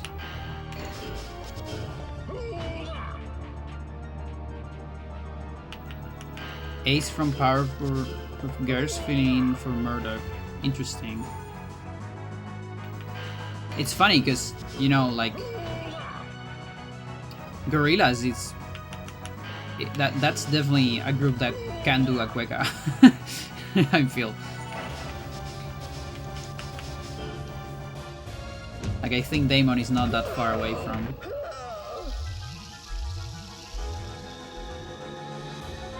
Can relate to this music. Closest was so odd. I see.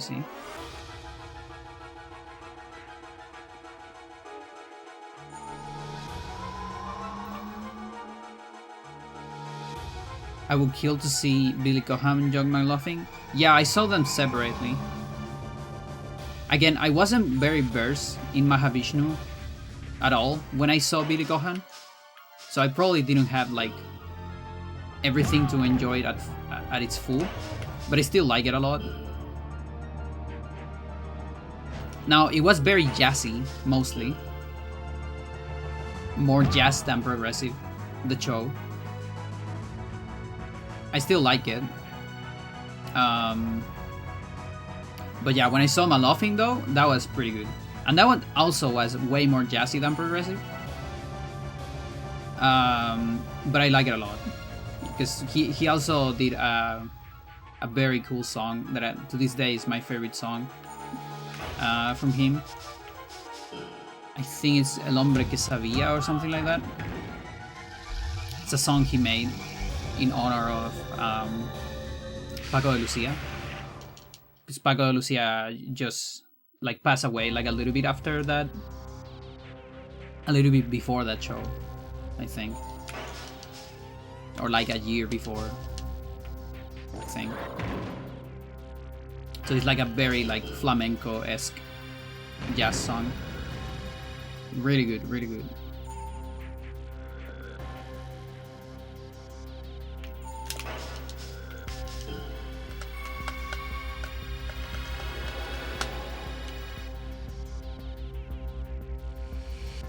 Sweet Danny and Lisa, yeah, that's pretty good. Radio video.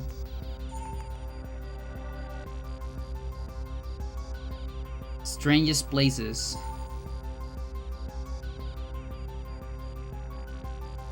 Take me away from. Yeah. No, I think it's Danny. It's Danny and Lisa.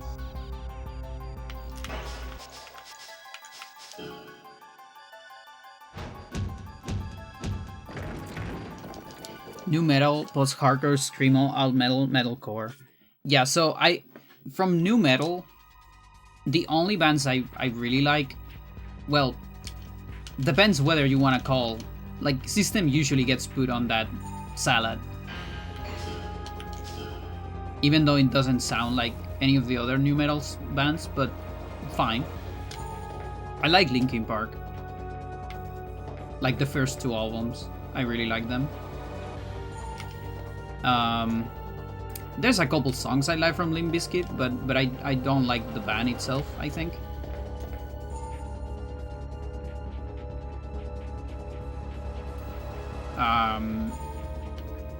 Issues from Korn, I love it. It's like the only album I like, I think.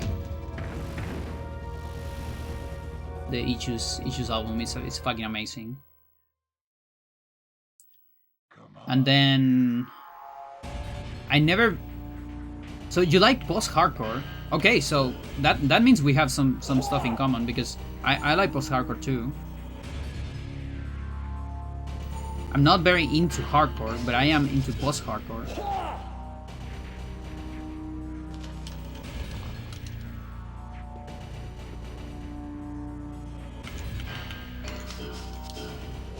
I like some emo, but I'm also on the post-hardcore side.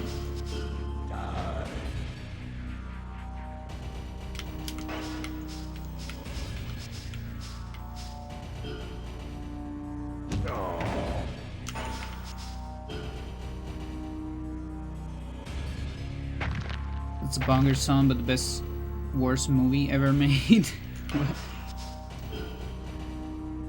Got lumped in for marketing purposes. Is rock ass in their completely own way. Yeah.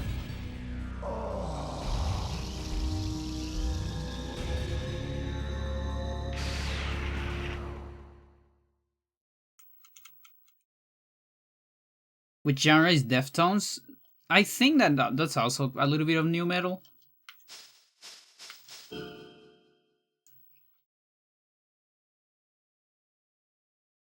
But it's kind of like the question of Alice in Chains. Like Alice in Chains gets thrown a lot into grunge, even though it doesn't sound like Pearl Jam or Nirvana at all.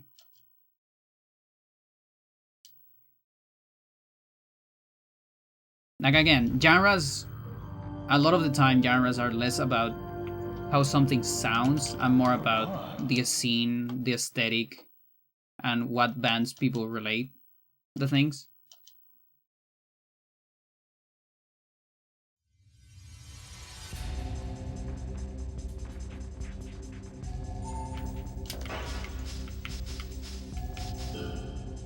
Well, to this day, people also put Linkin Park and Korn in that same basket, I feel.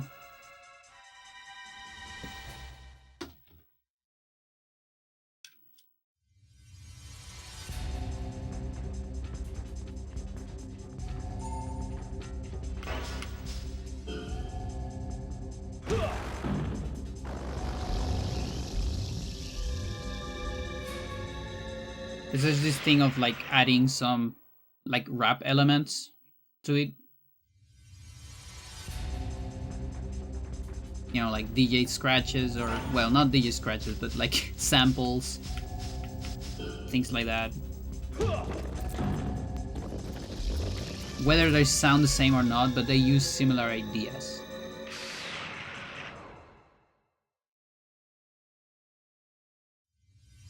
Yeah, and that's the thing. Audioslave also, people sometimes put it like at the end of grunge.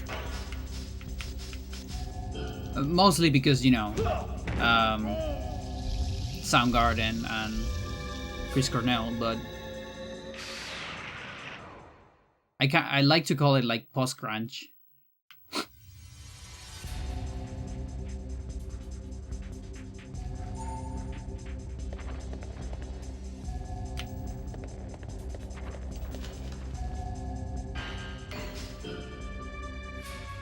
Oh, Soundgarden. Yeah, for me, Soundgarden is grunge, but also it is more of the style of Alice in Chains.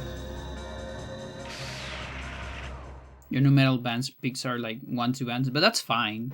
You don't have to be well versed in music. Like I might look like someone that knows a lot about music. Like for example, this band that Bean is talking about, I don't know about that band. I don't know what the fuck that is. I know people that know like 10 times more music than me. And also listen to more. They have more broad taste. For example, I hate, and by hate I mean I hate reggaeton, I hate bachata, I don't like Latin trap. I don't like it. I don't want to listen to it. It hurts my ears. I know people that like King Crimson as much as me, or more, and they fucking, you know, dance reggaeton, go crazy with it. You know, I'm not that person. You know, I'm actually kind of restricted compared to a lot of people that I know. There's a lot of pop music I don't like as well.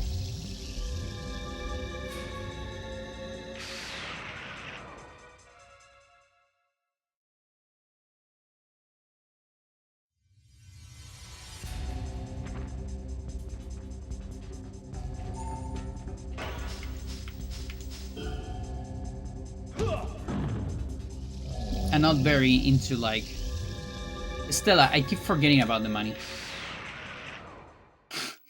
You have to tell me after after a survivor.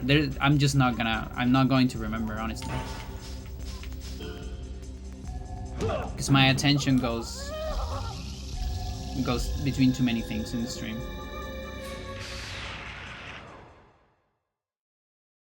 Yeah, no, it's fine. Don't worry. You can reclaim it at any time you want, without having to spend another chow money if you want.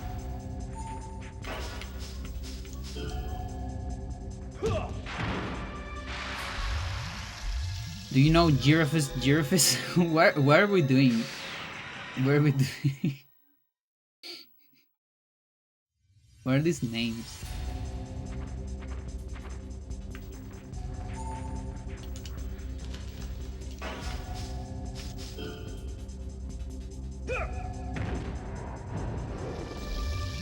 Wasn't a video on another person I watch and interact with. I see.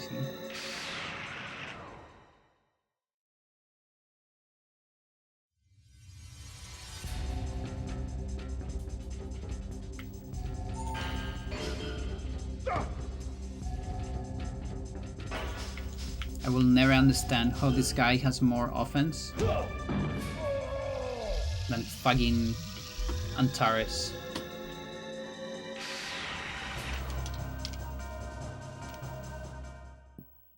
Weird band names, Iceberg.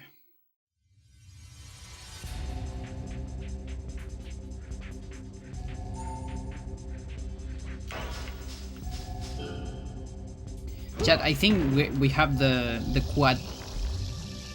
No, even like quintet. The penta. Penta 69, I believe.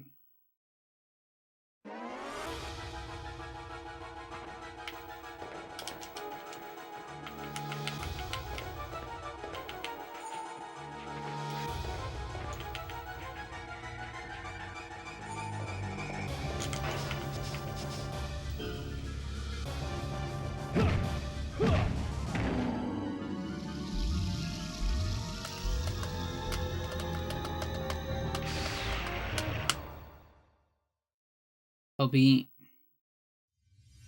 a tomorrow tones thing.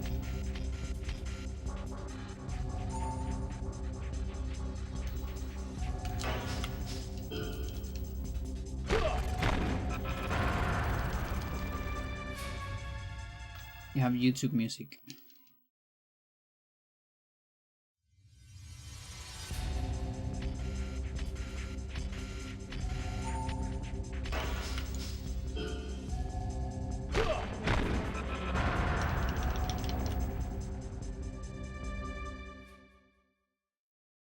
So you don't have to steal. I still steal, even if I had any of those things, because I like having stuff locally. Now, sometimes with, you know, stream money and things like that, I buy albums, but I usually only buy physical media, unless there isn't any. Then usually what I do is I buy the digital, and I just like make my own CD of it. Like I just burn a CD.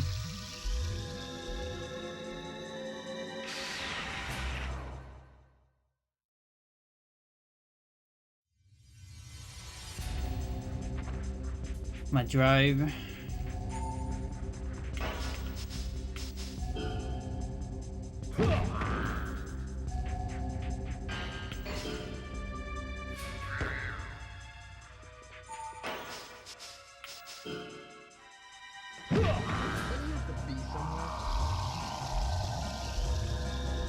Yo, thank you. Thank you for the raid, Lord Mikuta. Or Maikuta. I hope your stream was great. Welcome to this madness. We're doing Hybrid Heaven survivals in hard. Just grinding this file a lot. They let me keep premium for like 10 days. Some of the ads have been helpful or entertaining. Oh my god, no, that has never happened to me ever.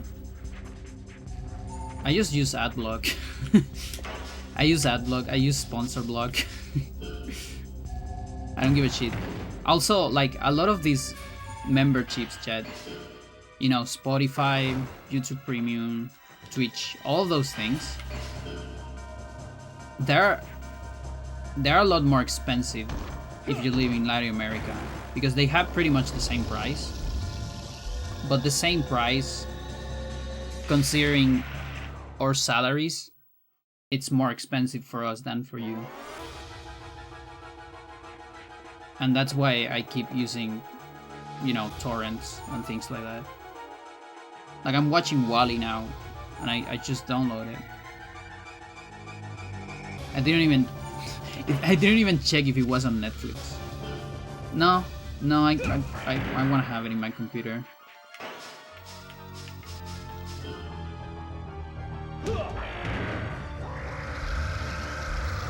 Yeah, and the thing is, like, in Latin America, it's actually it's very easy to pirate, and you don't get like cops in your house when you do it. Nobody gives a shit about torrent or any kind of pirating here in Latin America. So, yeah.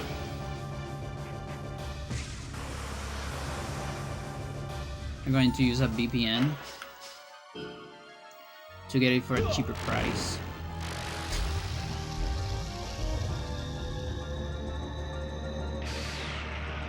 Your family stop using your plan, you'll unsub. Yeah, like that's what most people do here. They get into like Spotify plan with like 5 friends or something like that.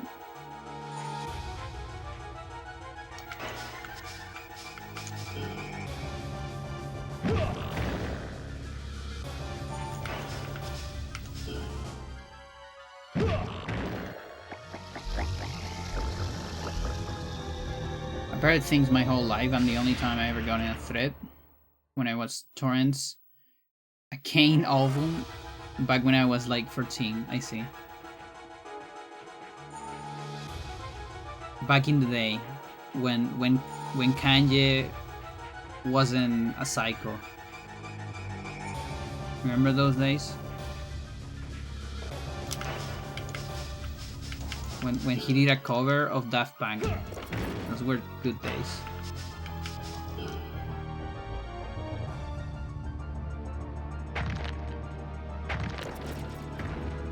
You're an old and running soul. A whole different universe. It's pretty rare that someone actually faced criminal charge for piracy here. I see. And yet, I feel like I heard so much people on the US being so scared of torrents. Like, I don't know about you, chat, but I've heard so many people being like, no, that's very dangerous. And because of that, they don't do it. Whereas here, nobody will ever say that in their life. What people could say, and I've seen it here, is that they're afraid of doing the torrent thing because, I don't know, virus in your computer or whatever.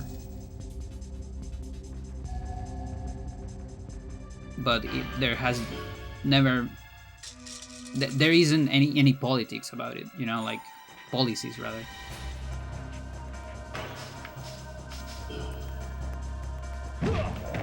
Like, I think it might not even be illegal in Chile.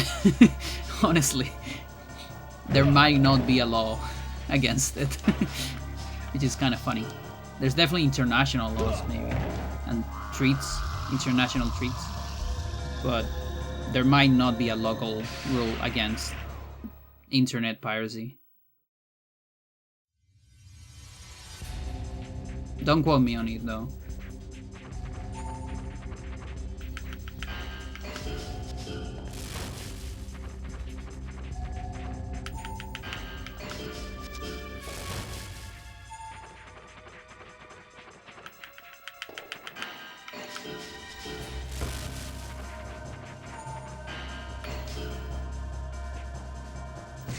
The malware, yeah.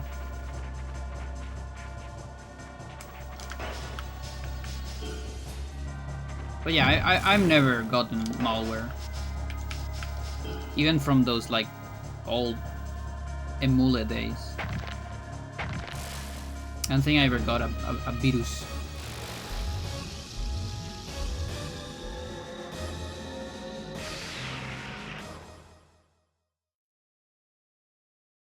From torrent, at least.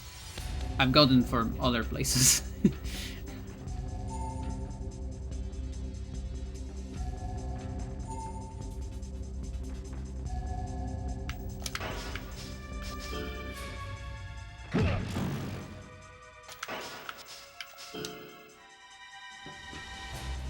US rights are a joke?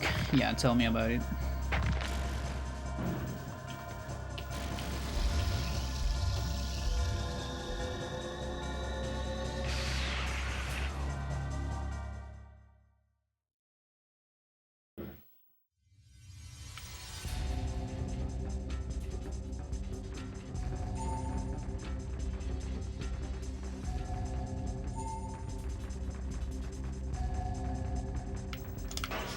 That's why we need Saul Goodman.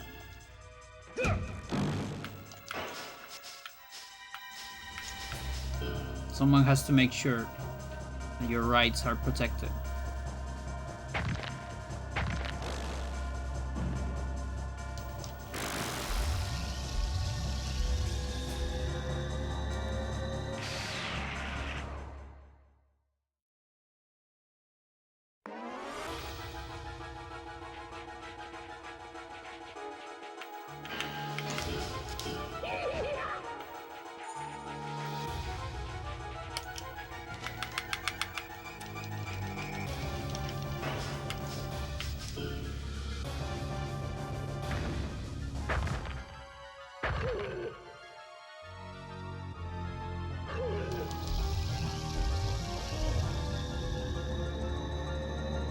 A lot of good parts of piracy. Like, yeah, I mean, like, what are the bad parts of piracy actually? Like, are there any?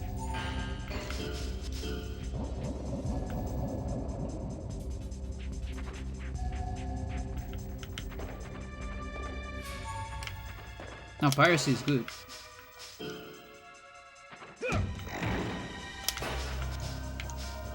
Because it never affects the small.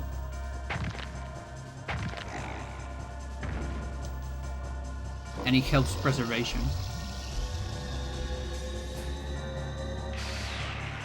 Actually, I saw one episode, but it didn't hook me. Do you see Breaking Bad though?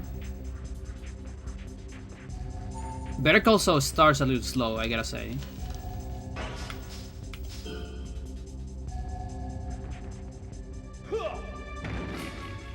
Like, honestly, what's his name? Vince Gilligan.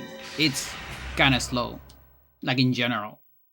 I always been surprised. I have a couple friends that don't like Breaking Bad because they say it's too slow. And I'm like, you've been watching too many sitcoms and too many realities. You just want speed. No, but it's fair. It's fair. Like very cinematic style. That is slower pace.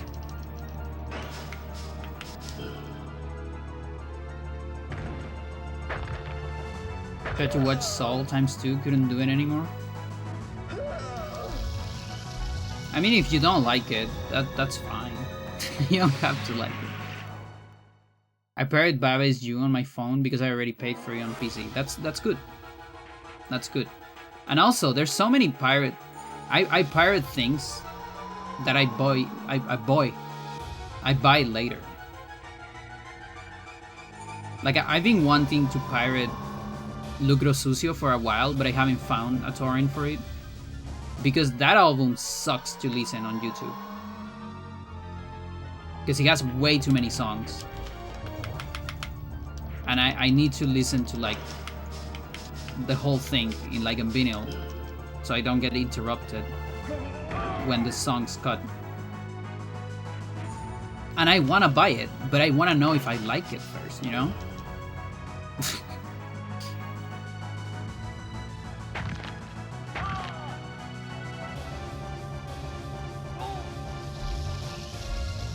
think it's worth it even with the slow. I mean, yes, but also you don't have to like everything. If you don't like it, don't like it. That's fine. I don't like superhero shows. People keep recommending me those, and I'm like, no. I have a lot of stuff to watch. I'm good. I have a lot of classic movies I haven't watched yet too. Like right now I'm watching Wall-E. I'm in the middle of it. It's an amazing movie. I fucking love it. Oh, so good. I never watch it. I skip it.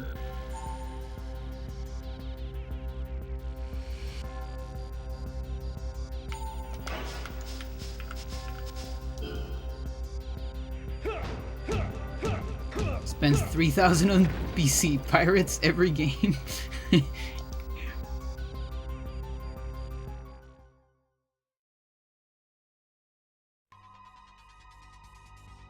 I like how you can hear a lot of albums for free on Bandcamps. Yeah, that's pretty good. That's why I love Bandcamp. Like I listen to a lot of your albums there. I like that style, that business model. You know, like here's the thing, you can listen to it, you like it. By also, I love Name Your Price. Not everyone does it, but because, you know, I don't have that much money, but I will give you $1 if at least.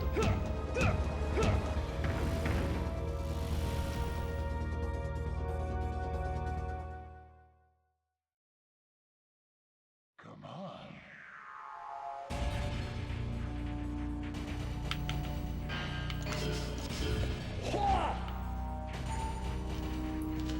What are the good superhero shows? No idea. There are Bandcamp equivalent for writing. Do you mean like books?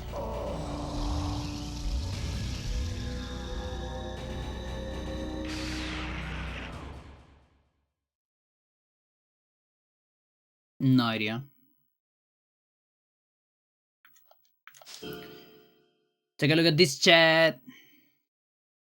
The Penta 69s. And even the head, it's on a 9, which is, you know, close.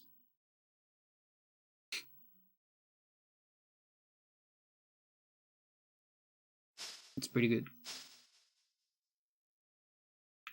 I've worked really hard on this one to not level up any of the things. To see if we could get this picture right here. Oh, 49.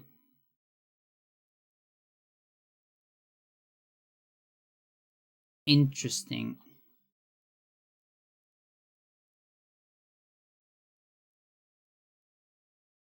Okay. Okay, that's a little dangerous. We're right at the limit, Chad. This can get dangerous.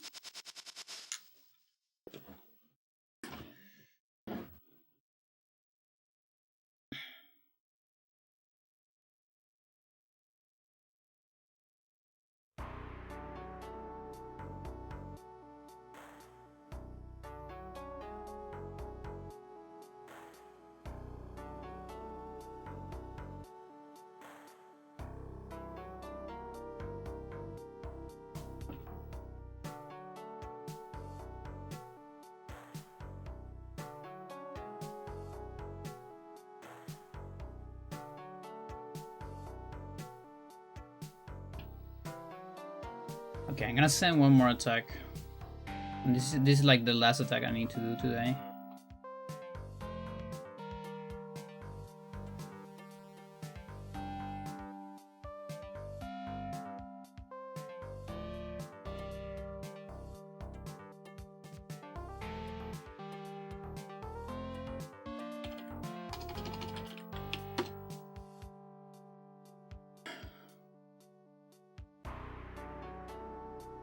Marvel combined with Disney, I see.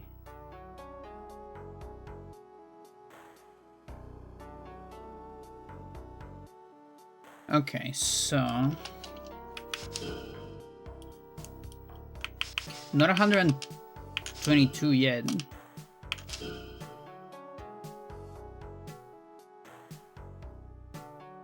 Okay, so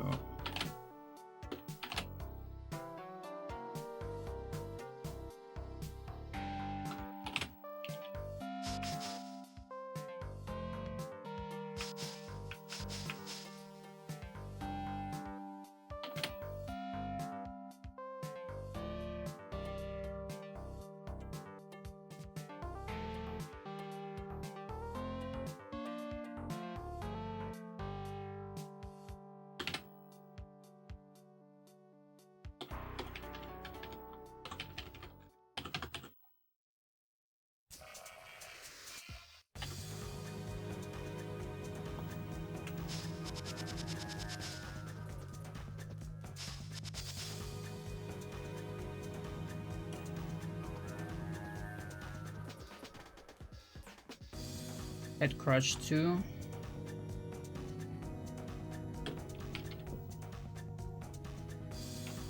Side throw, bridge suplex 2. Armbar 2. Lift up 2. Knee twister. Okay, we're having some ghosts in the shell here.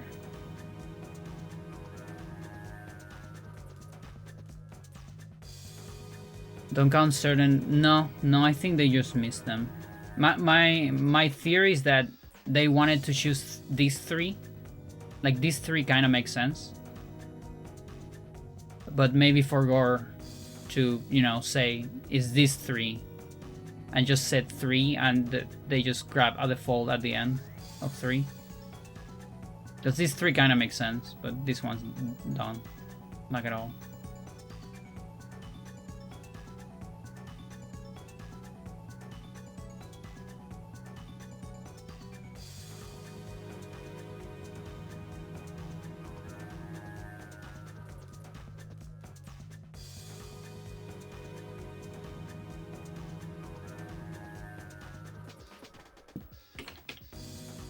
And the thing is, it's kind of a big... Okay, it's not that big, so... Okay, 3. Yeah, okay, that does make sense. Like, it could be some extras here and there. Like, maybe there's a 3 here. I don't know what else. Like, let's imagine maybe I got this one. Sure. Why not? And now, if we get everything...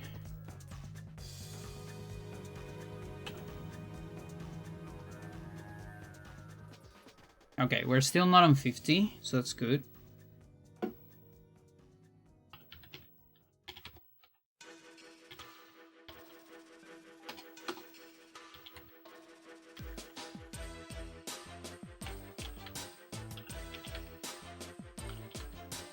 Okay, so 20.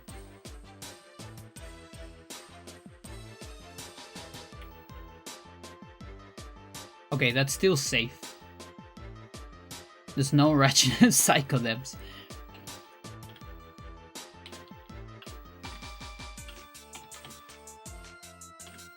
Okay, exactly 20. So, I think we're still on the clear. But it's close. We're getting dangerously close to the limit.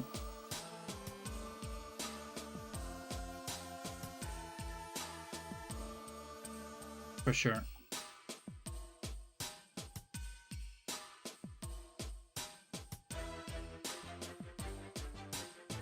But it should be fine. I'm gonna add like 2 numbers here. Like, fuck it. Because that's kind of what I'm getting here.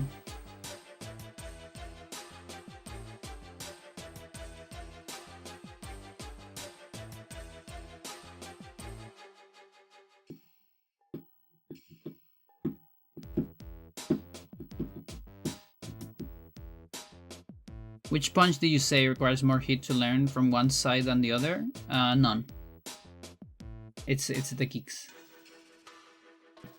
I believe.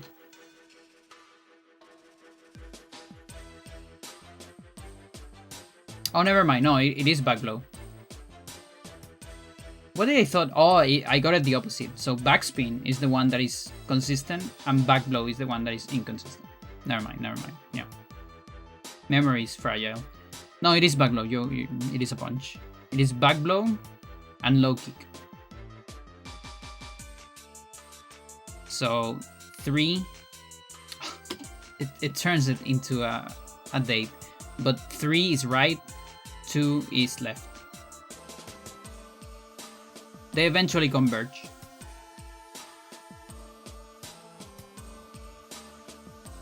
It's the same on back blow. But like up to like area 6, it's a different amount of times. What's that noise? Freya jumping from the bed to the floor. She's right here. Maramo.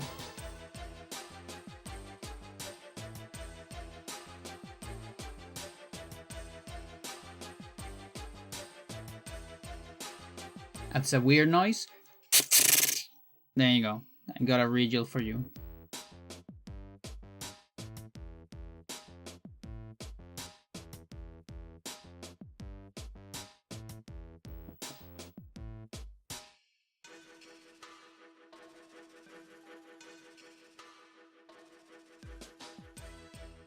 You have to understand, if there's no way to like bait without baiting.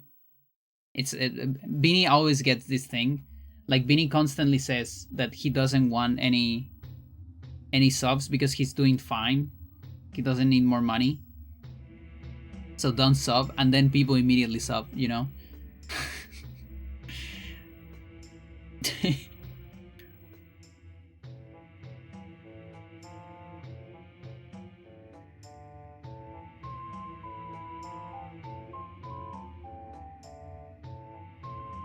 Don't sub to Panda. Yeah, I don't know if it works here. I'm not that famous. Gatochis. Stella, do you want the money now?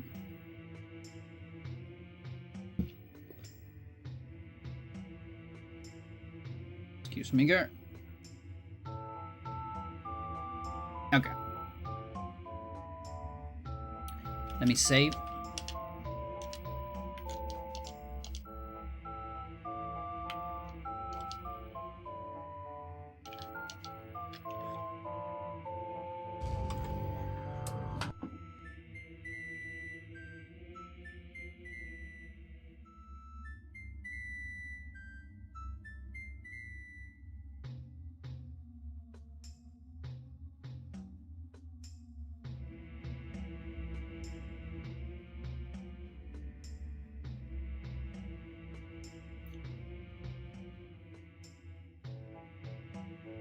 Okay.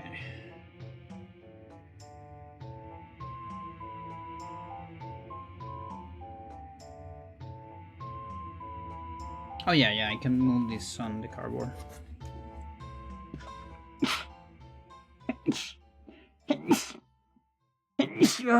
Okay.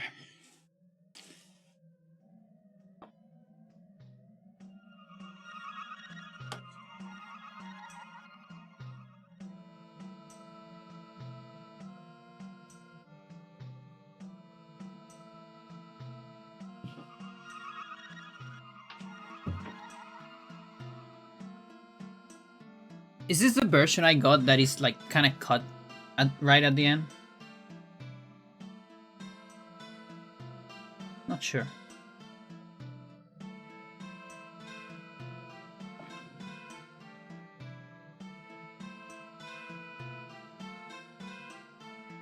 I mean, it does the job.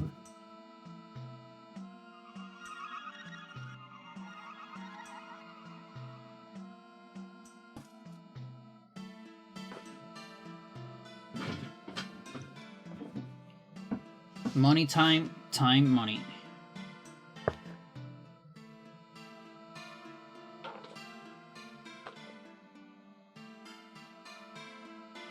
Yeah, so I only need this page.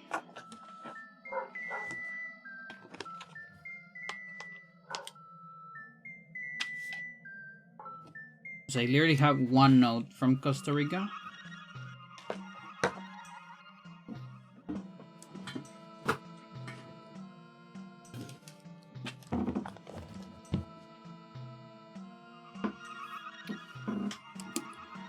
A little too many things here though. With this, with Patton.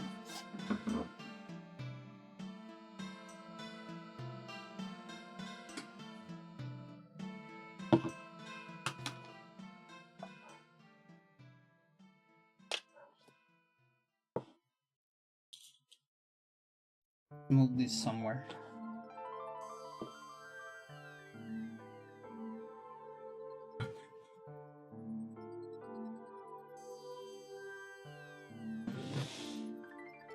Okay, so this is the note I have.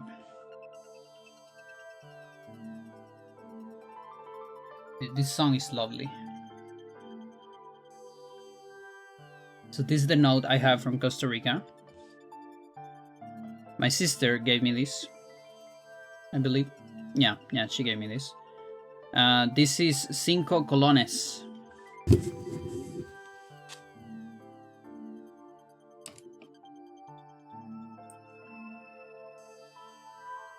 Cinco colones. Like Cristobal Colon. That's Christopher Colon. Columbus. You people call it Columbus. Because colon is like a different thing for you. Camera just keeps going mental.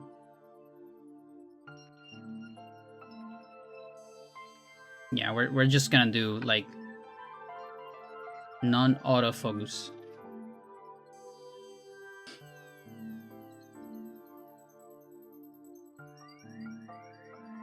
Just manual focus. There, okay. This note is fucking beautiful. It has a lot of colors, a lot of stuff.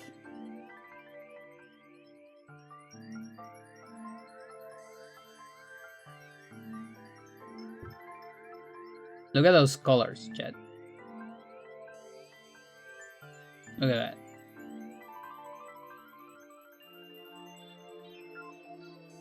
It's a lovely note.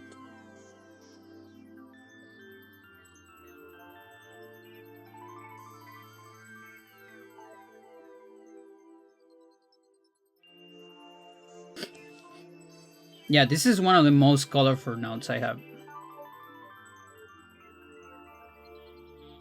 With tetas on the left, exactly.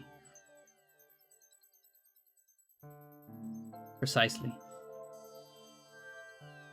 Yeah, I think this is actually regarded as, I don't want to say one of the most beautiful notes ever, but I've seen it in a lot of places, you know? Like when I go to numismatic places, like on the flea market or shops that I go, I always see this one being, you know, shown. Because it's kind of famous, I think. Like classic. Yeah, and now for coins. I know I have a couple. These are not in the best state. I think the ones I have are from Costa Rica. Yeah, so that's Brazil. Cruzeiro, that's the one I was thinking the other day. Tito, the Cruzeiro.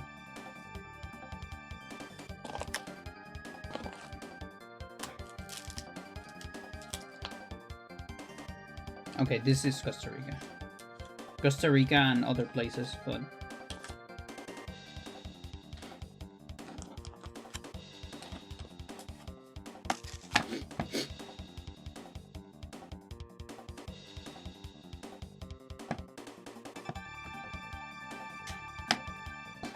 Okay, so we have... These are also colones.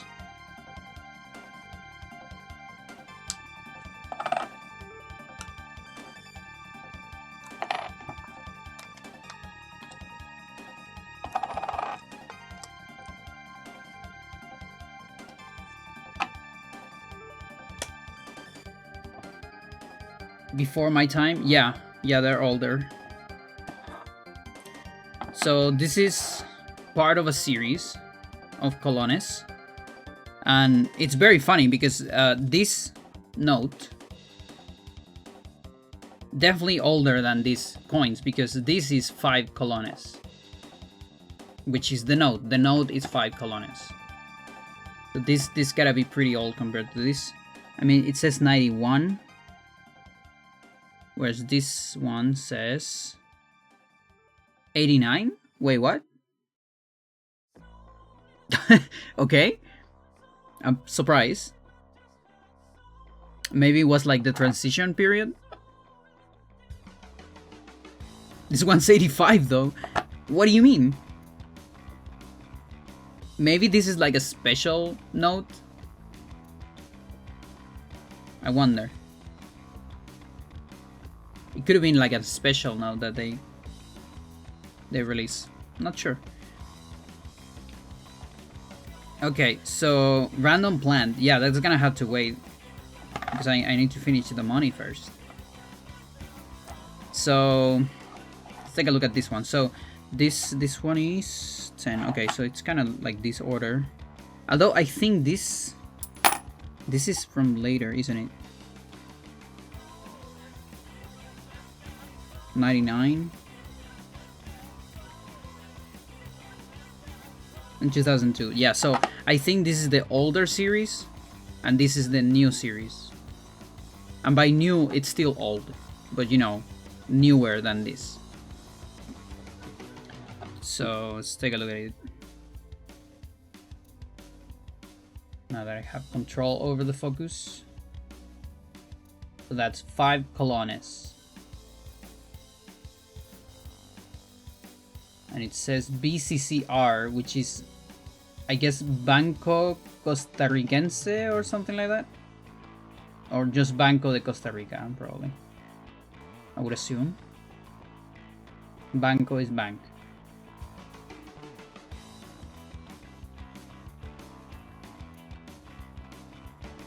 Costa Rica, 89. And the emblem with a bunch of mountains. And then, so that's 5. This one is 20. This one is, it's a very big coin, actually. My nails are a mess, by the way. But take a look at this is my thumb. Right? Thumb for scale. And I have big hands and big fingers. So yeah, that's 20 colones.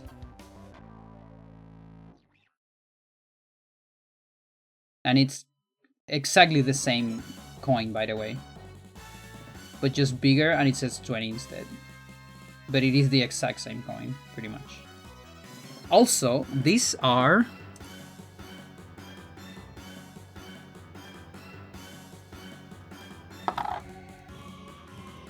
well, these are circles, but the shape inside of the circle, it's 1, 2, 3, 4, 5, 6, 7, 8, 9. It's a nonagon. You're kidding. Oh, that's crazy. So 5 has an heptagon. This one. Again, this is inside of the circle. There's a shape. And 20 is a nonagon. 9 sides. Polygon. That's pretty cool. I didn't notice that until now. Very unusual in coins, I feel.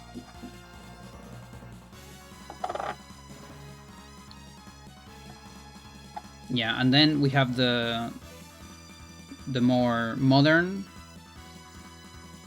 probably not actual, but more newer, slightly newer series, which is this one. Now this coin it has seen some shit. This is very circulated, as you can see, because again, so what I got a lot of my coins from like the flea market, and you would see like just like a bag of coins or things like that, Some of them are not in the best state, but you get like a bunch of coins for a pretty good price. This one is alright, but it's not as good as the others. República de Costa Rica. 10 colones, and this one has braille. There. For blind.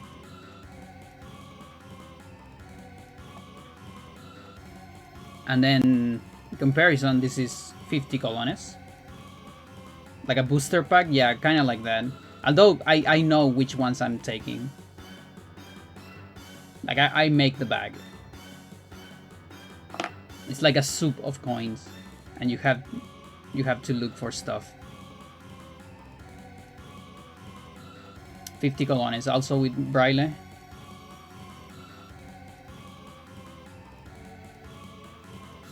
But yeah, if we compare it with the old one, different material, it's bigger, but probably this material might be cheaper, because this is 20, this is 50. So you can also see I'm missing a lot from the series. These are just the ones I've been able to find in the flea market. So this series, I would assume that this series starts on 10, and I'm probably missing a 20 and 100, and this one probably starts on 5, and I'm missing a 10 and a 50 maybe. That will be my guess. Coin has seen better days, absolutely.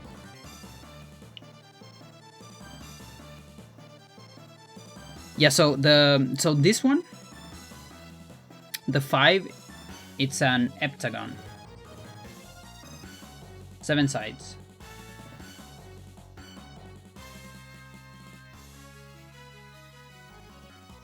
Where's the focus? I'm trying to find it, but I can't quite find it. That's 7 sides. Heptagon. And the 20. Why no 5? Because 7 is cooler. And this one is 9. Nonagon. Nonagon Infinity. I have seen coins with 5 though. In Chile we have a bunch of like 12. And maybe 8 as well. Or 10 maybe.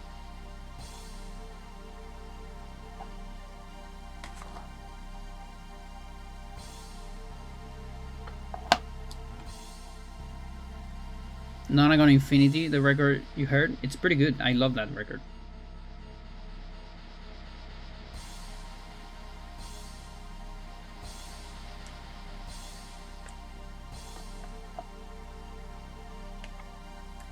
Nonagon Infinity, open the door.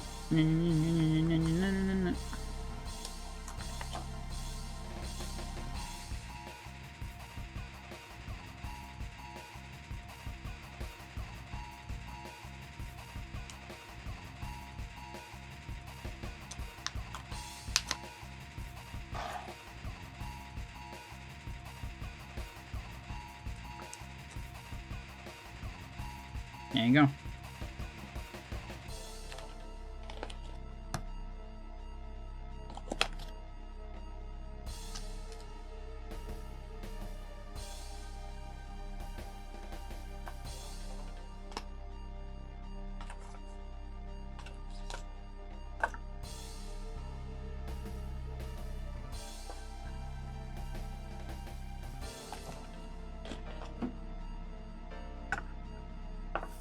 Good. Now I need to put this.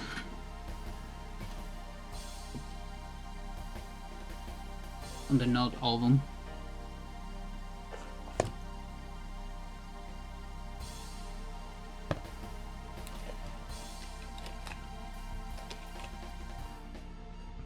Yeah, there's the Brazilian ones.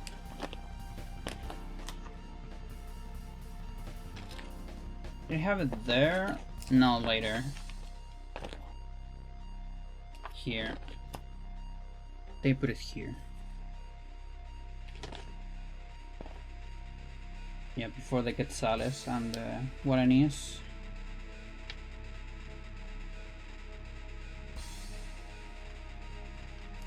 The Mico Dorado one.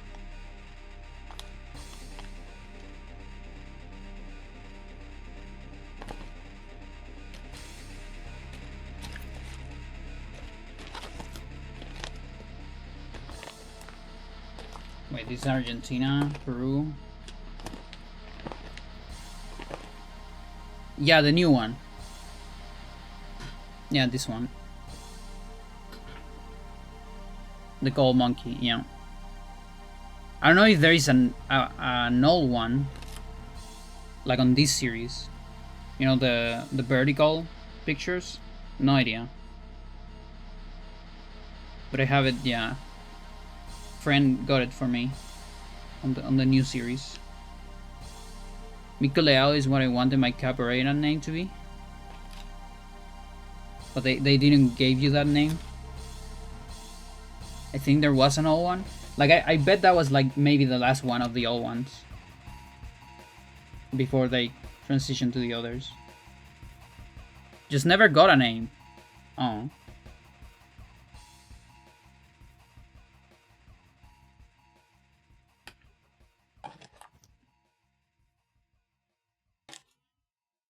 But yeah, on Brazil, I'm missing... Yeah, that's the one I'm missing. I'm missing the Miko on the old one. And then I know there's more stuff in the new ones. Like, there might be like a 50. Because you were saying there was a Jaguar one.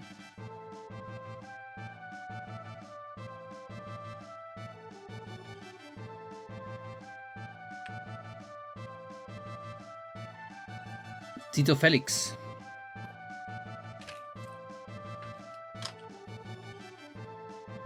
I think that's your Bandcamp.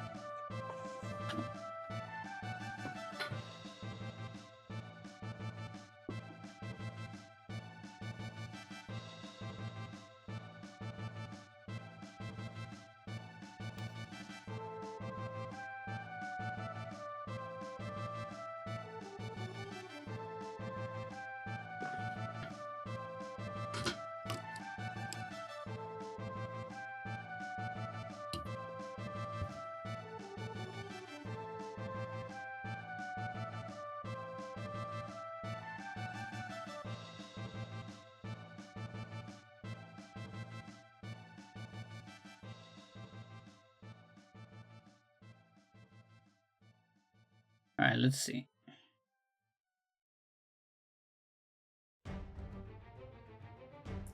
Plant. So let's talk about plants. I have some plants. Let's talk about my day at my uncle's plot of land, or whatever that shit is called in English.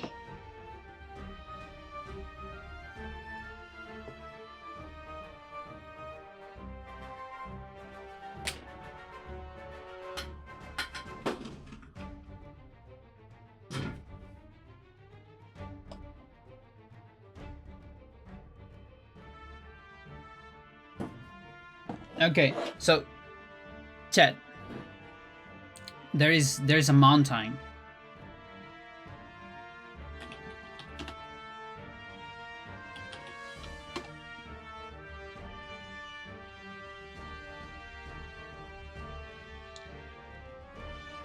There's a mountain called Cerro Chena, which is you know, close to the highway. Sort of. And so usually it looks like this. Not what's below here, like ignore that. Like this. This Cerro Chena. You can see it from the highway when you're going to the south from Santiago. So it usually looks like this. But it's been raining a lot. And this is how it looked the day we went.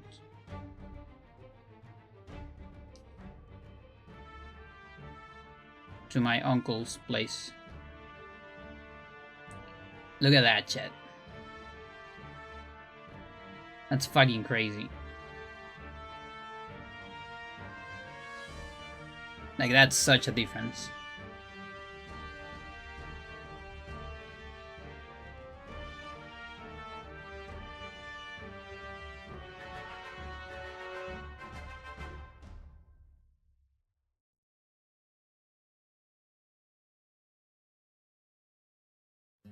Like another angle.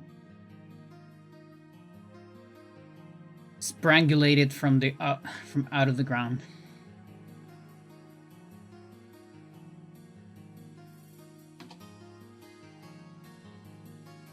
So I saw these pictures are so big. What the fuck? I saw a lizard. I was like, he has a little bit of a, I don't know how to call it.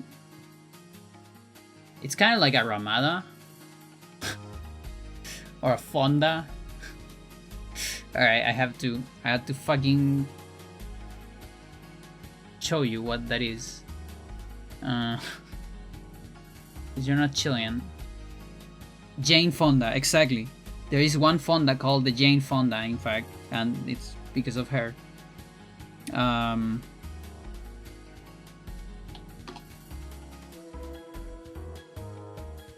Okay, that's capturing my photos for some reason.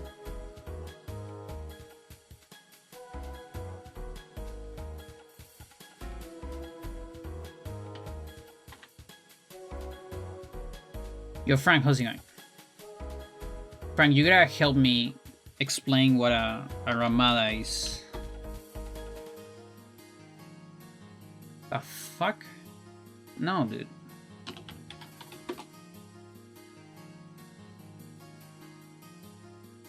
Like, it's not that he has this, but he has a place where you could make a ramada. Let's take a look at it. Fonda, maybe. But these are like too big. I need like a small one.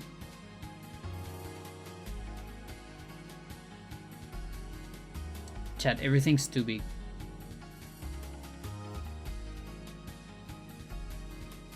Fonda Piola. Does that work? No. Okay, imagine this, but way, way smaller. Way smaller. Okay? And like you can fit it in your garden. Like in your yard. On a plot. Okay? Imagine that a little bit. Well, whatever, it doesn't matter. It's not important, Chad. Get out of here, Ogami. The thing is, I was inside of it, looking at one of the windows, and I saw a lizard. And I'm like, oh my god, a lizard. And I went to say hello, but the lizard, like, went out. And so I went outside, to, like, around the thing. And the thing is, the lizards, they love to, we call them lagartijas. It's like lizard dead. You know, like a small lizard.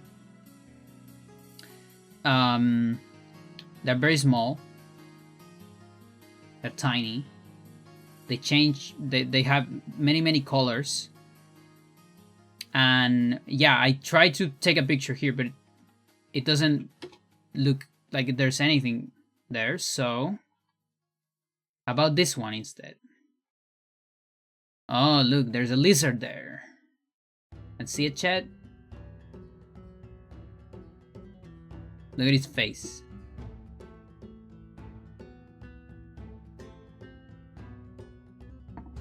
Yeah, it's really hard to catch these things because they are so fast.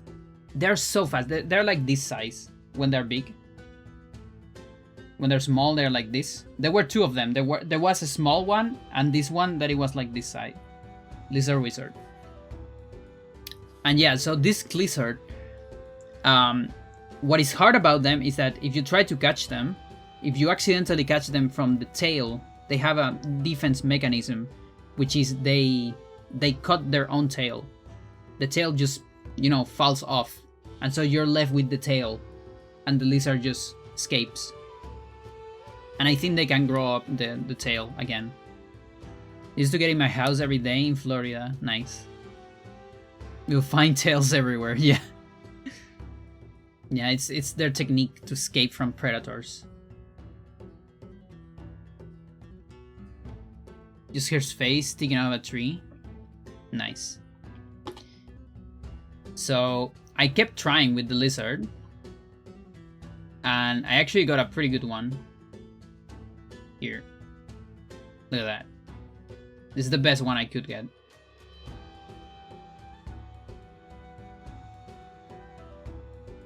It is already zoomed, that's why it doesn't have the best quality. But yeah, again, kind of like this size, more or less. And like yellow in upper part, but the lower part, it's like light blue cyan. Pretty cool colors. And yeah, you can see tons of colors on these little guys. Like you can see red, you can see brown, you can see yellows, blues. It's kind of crazy.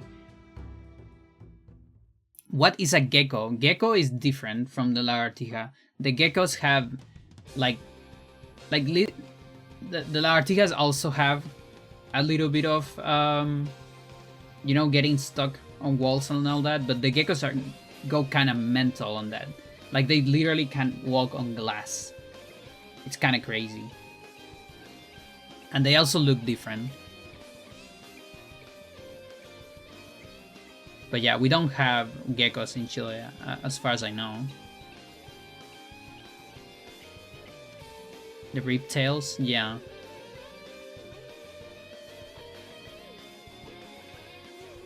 But yeah, this guys can also walk in walls. But like, they need a little bit of a rough surface. Yeah, the gecko has like macroscopic thingy that like a surface looks like very clean and flat to you, but in reality, if you zoom in microscopically, it does have some microstructure, and basically the feet of the gecko is, using those microstructures to kind of stick to it. It's very interesting, very, very interesting topic.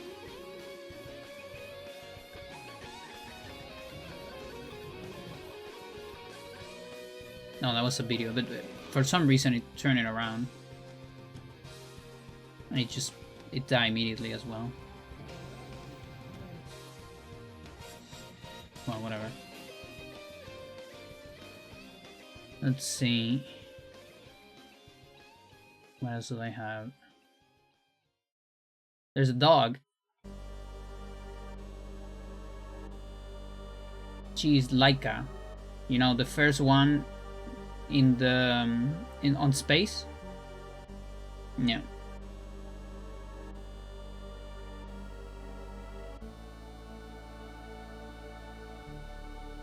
Good dog. German pastor. That's how we call it in Spanish. Pastor alemán.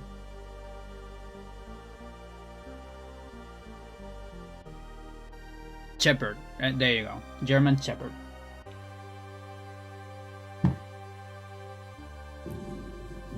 El pastor.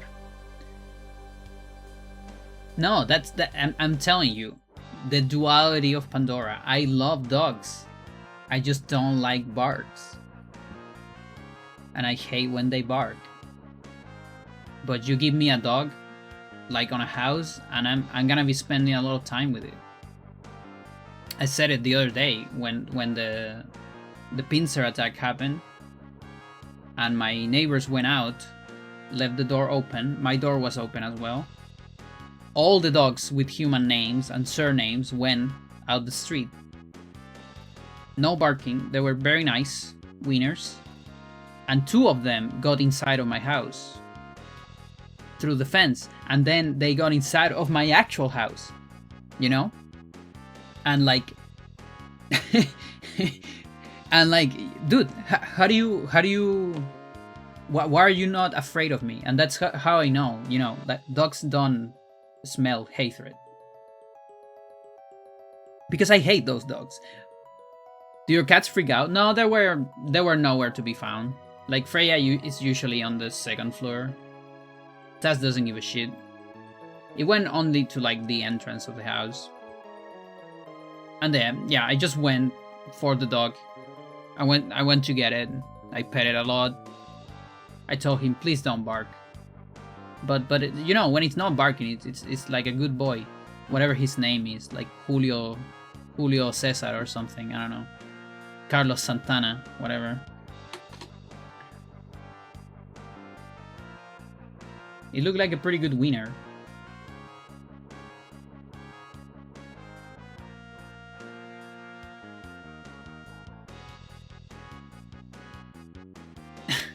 Yeah, Frank, so they have like real human names. They have 4 dogs. They are Julio, Juan, Carlos, and Alicia.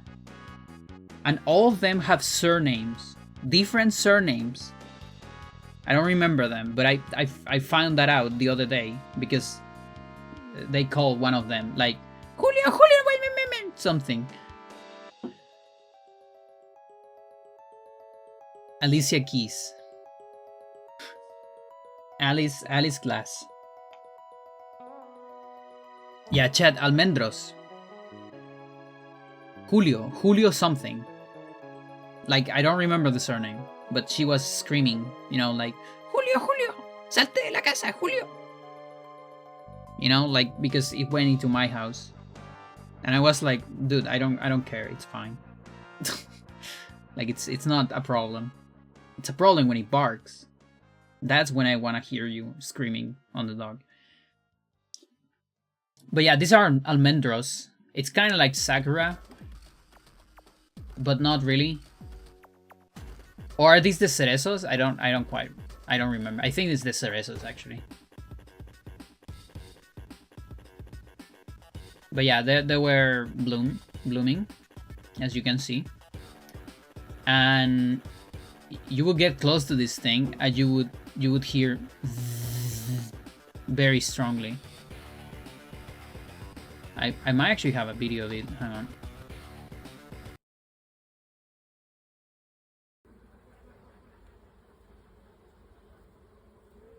But it doesn't have... There's no way you can hear it. Let's see. I need to at least, like, rotate it.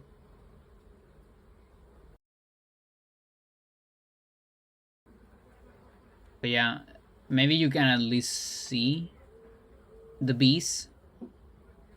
Bees go mental on these. But yeah, you can't hear it. But there's a lot of bees on those.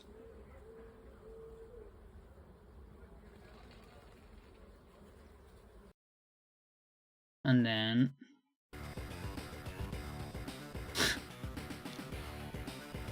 and then I got some plants. So what do we got on plants? We got these Echinopsis, most likely. Like it looks like an Echinopsis to me.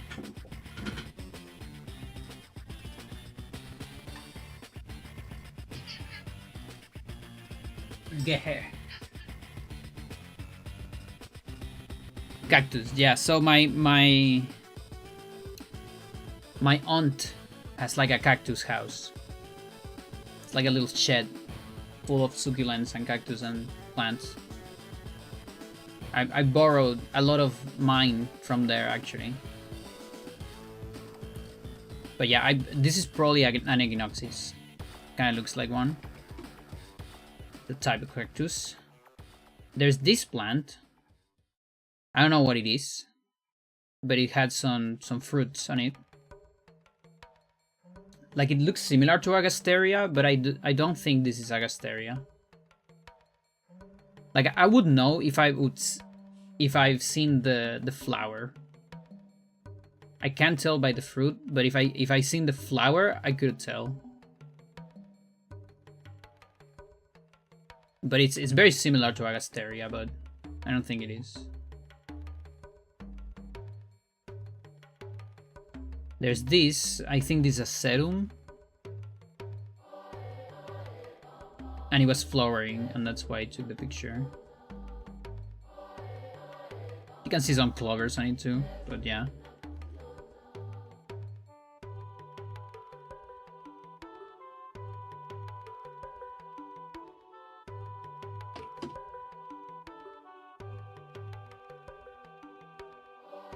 This is also another serum. Like a slightly different variation, has some like pink tones.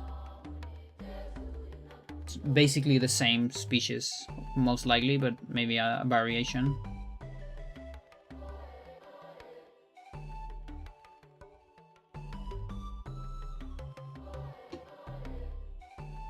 What is this? Oh yeah, this is, okay. So this is an euphorbia. So euphorbias are plants that some people mistake for cactuses. They're not cactuses. They're euphorbias. They're succulents. And because why are they not cactuses? Because cactuses are from America, the continent, whereas euphorbias are from Africa.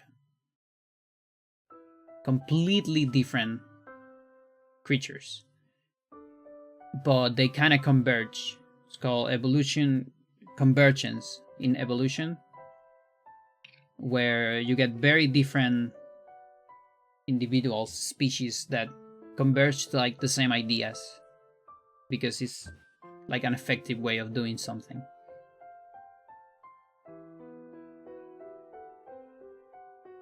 But yeah, not a cactus. I don't know what this plant is, but I like it.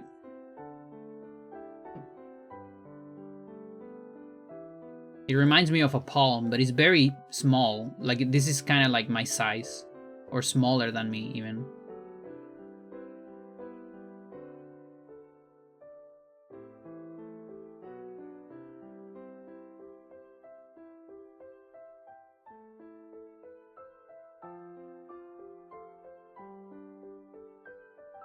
Like another picture of the same plant.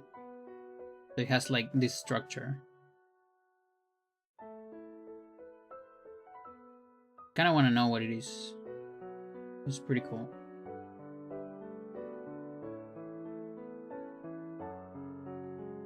And we had some rayitos de sol. Well, this one might not be a rayito. No, this one is not a rayito. Just some flowers.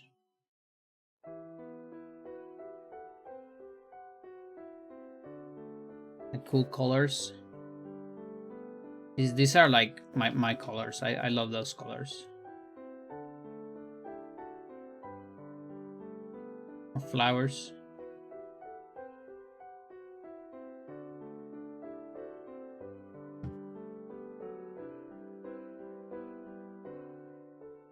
I'm pretty sure I got a rayito somewhere.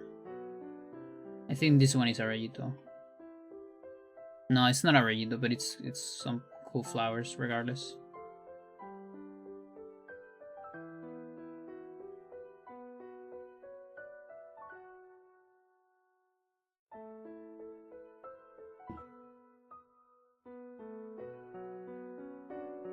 Yeah, some cool like combo of colors. They were like bumblebees eating this.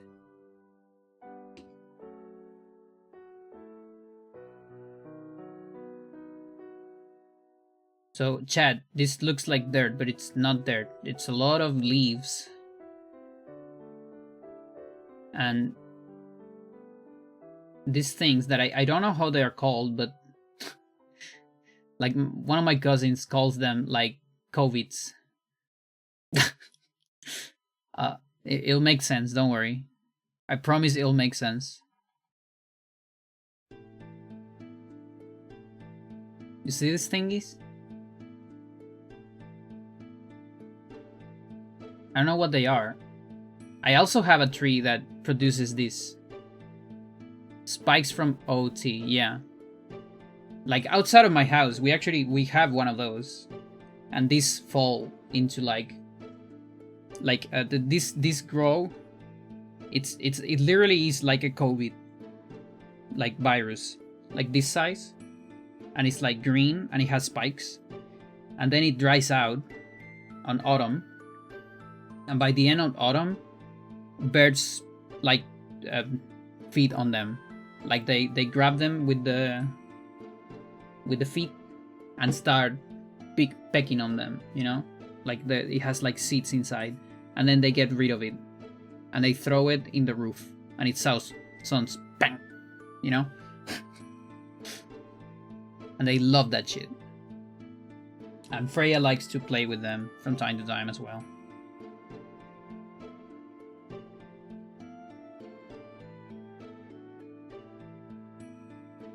But yeah, they're like little viruses. Barbs? Maybe? Barb.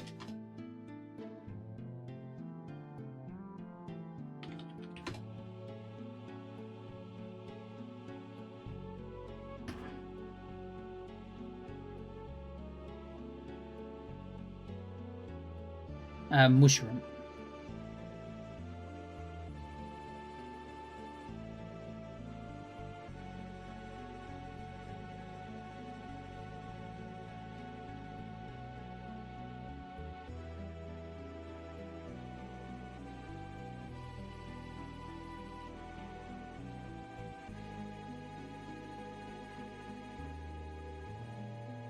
I found a shroom.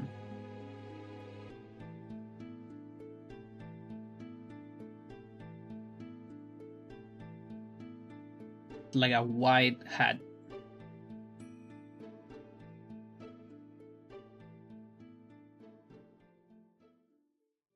Like this size, more or less.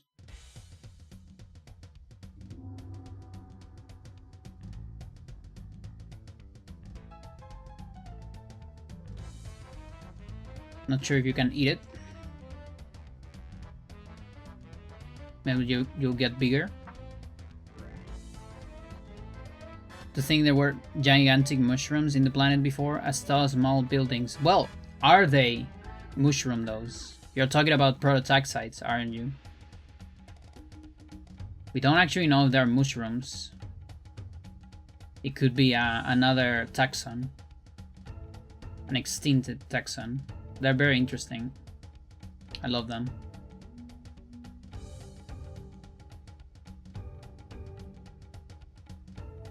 Yeah, it's like giant pillars of life.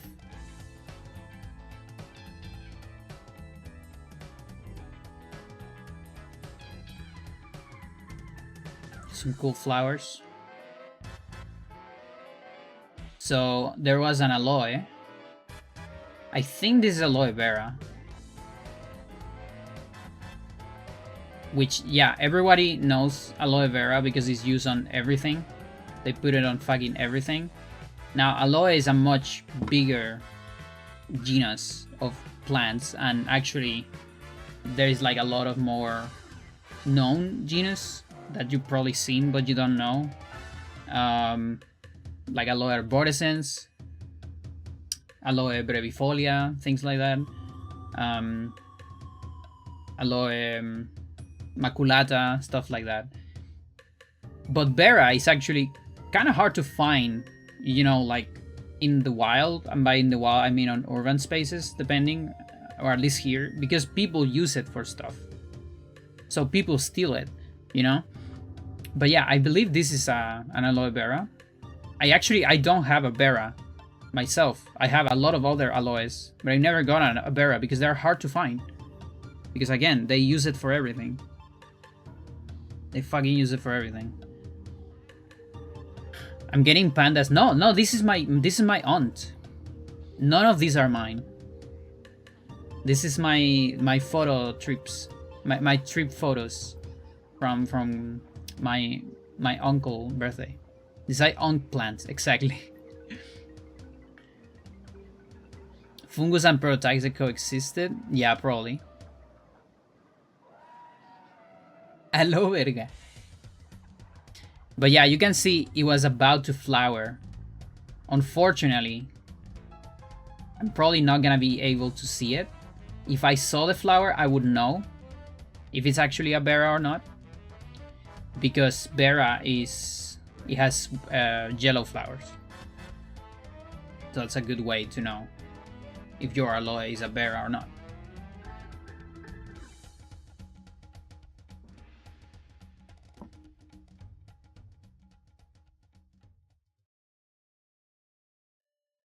Then we got the mountain. This is at noon.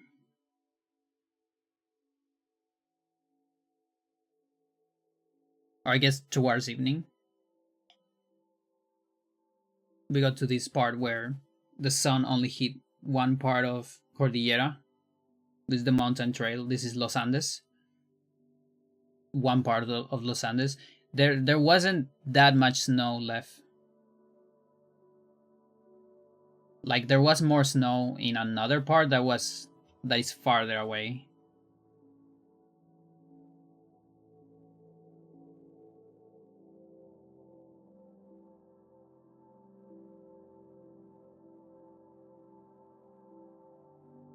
And then we have a very important plant in Chile,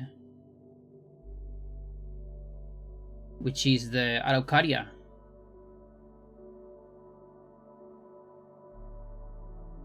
So when my uncle bought this place, it came with 3 Araucarias. These are like very important trees in Chile.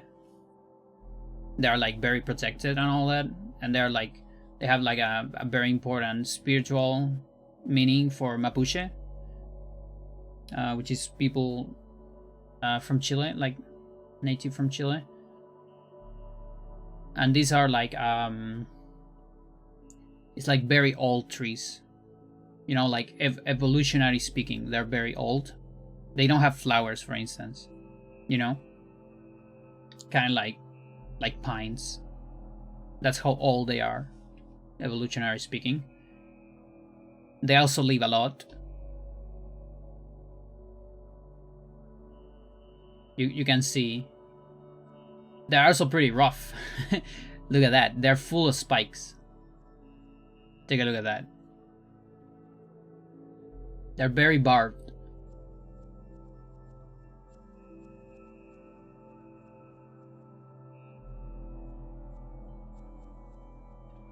And yeah, they go super high. But these ones are kind of small, kind of young, but still have probably like, I don't know, 50 years maybe, or something like that.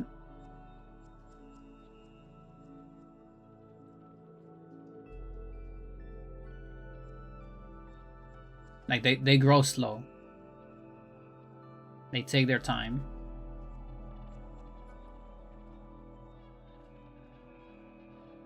And this is a bigger one. You can see the other one in the side here. This one might have like 70 years. I'm not sure. What's the name again? Araucaria. Which is a beautiful name, by the way.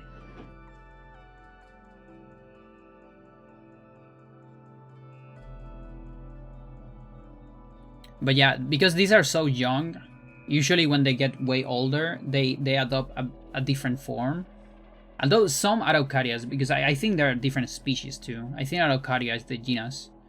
So Araucarias have like this slightly more pine shape.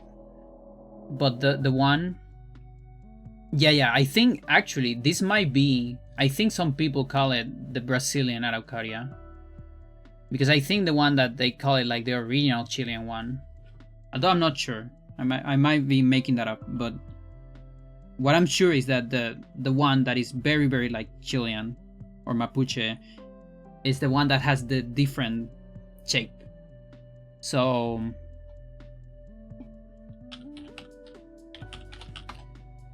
they have like this this shape.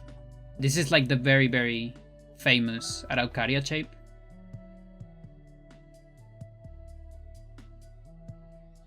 You know, like instead of being like this, they're like straight and have like arms or whatever, like a head.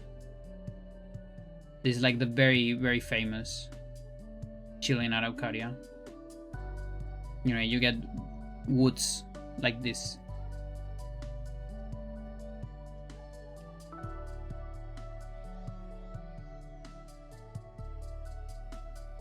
Duve-esque, exactly. Yes, indeed. But yeah, I don't actually know if there are different species. Like you see, there's this one that has kind of like a different shape, or if they adopt this form as they grow older, maybe. Who knows? Like, look at this. Oh, it's so cool.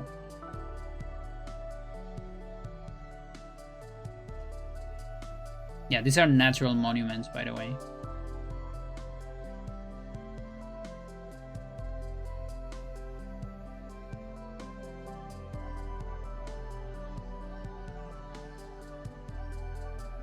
Depends what they want to be when they grow up. Yeah. Yeah, some beautiful fucking trees. And again, they live a lot. Apparently. They can get super, super old.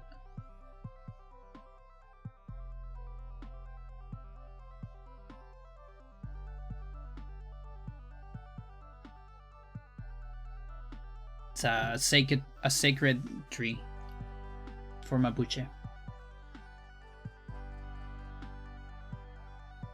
And there's a part in the south of Chile that is full of this. And it's called Araucanía. Because of that.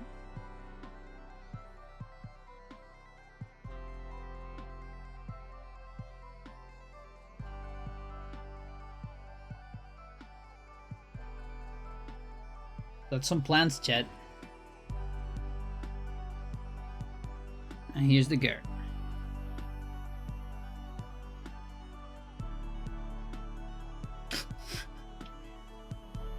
Poncho in the girl.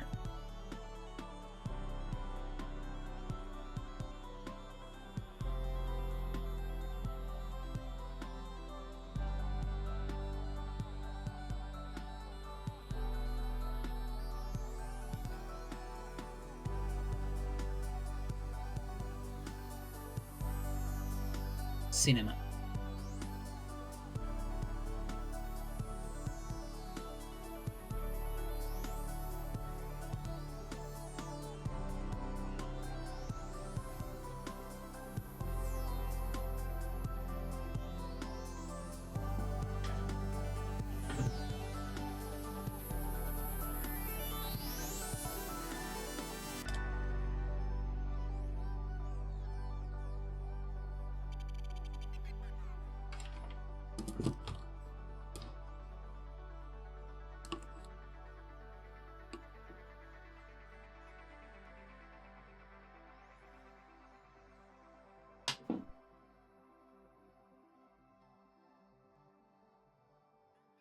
I wasn't able to do that before. Like turn it on from here. I repositioned my consoles a little bit so it's closer for me.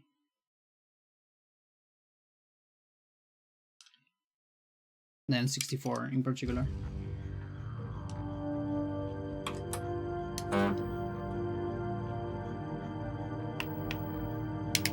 Come on. Okay, I'm gonna choose this from OBS, I guess. While the TV is starting. There you go.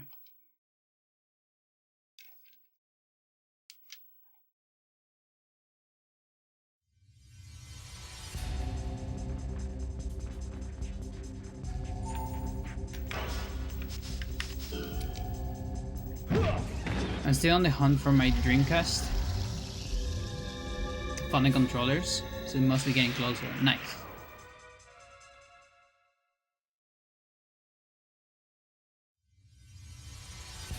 It's in the Shadow realm. The Dreamcast controllers are something else, for sure.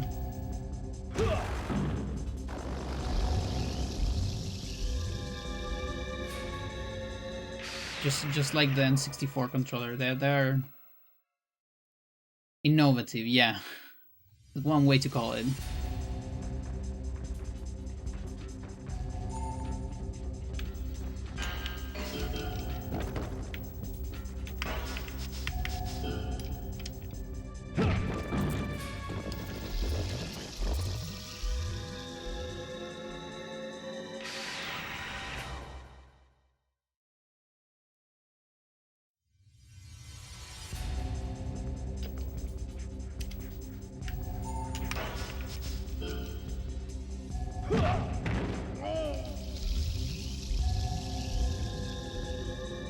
Okay, let's send some expeditions.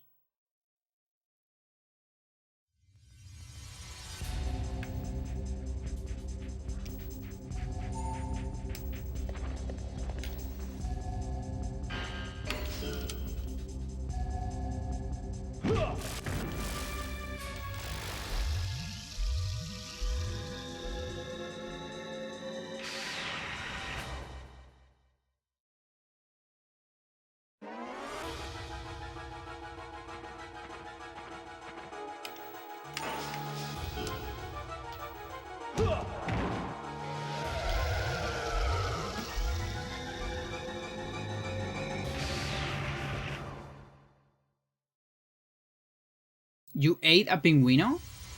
Isn't that like illegal?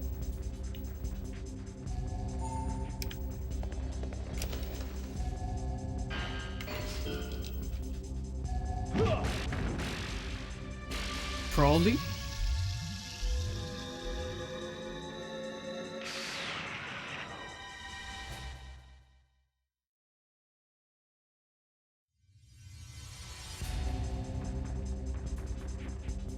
Yeah, I know eating, if you eat like a pingüino de Humboldt, that's probably... Oh wait, you're talking about the pingüino, you're talking about that pingüino. Nice. The snack. Right? How do you call it?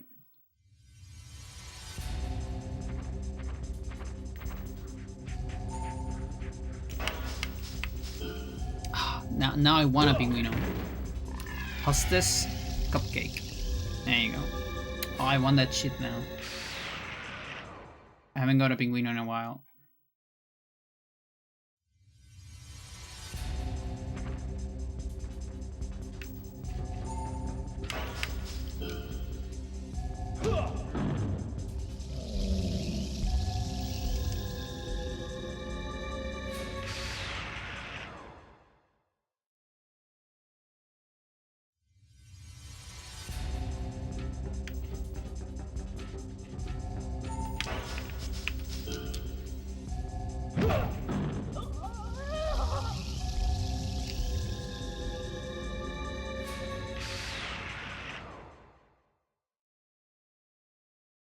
What do I do with this deuterium, Chad?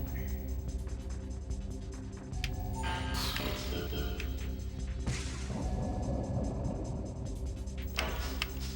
have to like split it between the planets. Not to get someone too tempted to attack my main planet.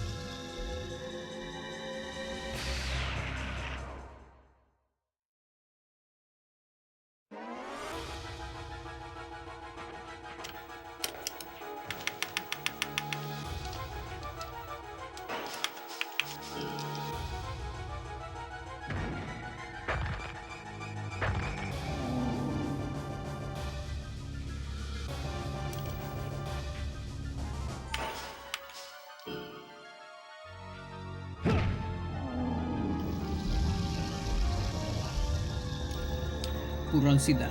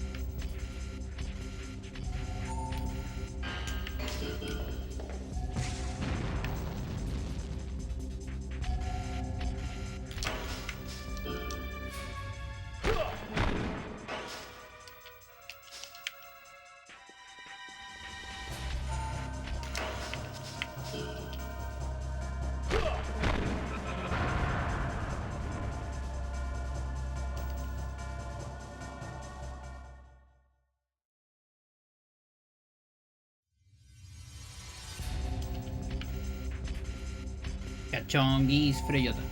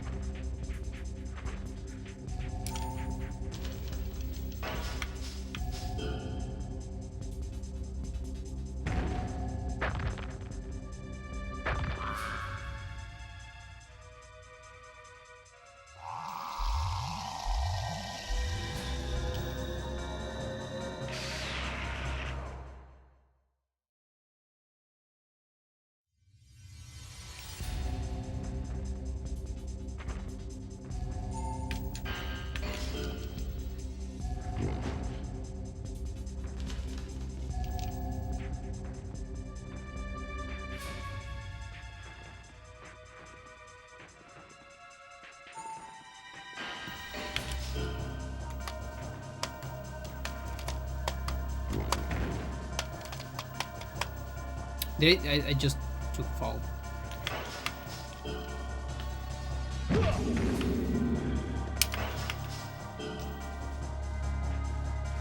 Of course.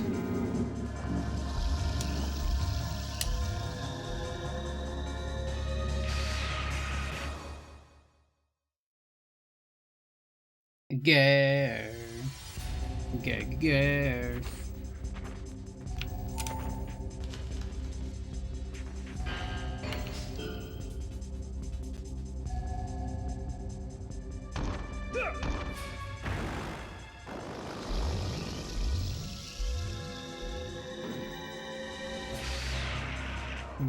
Around.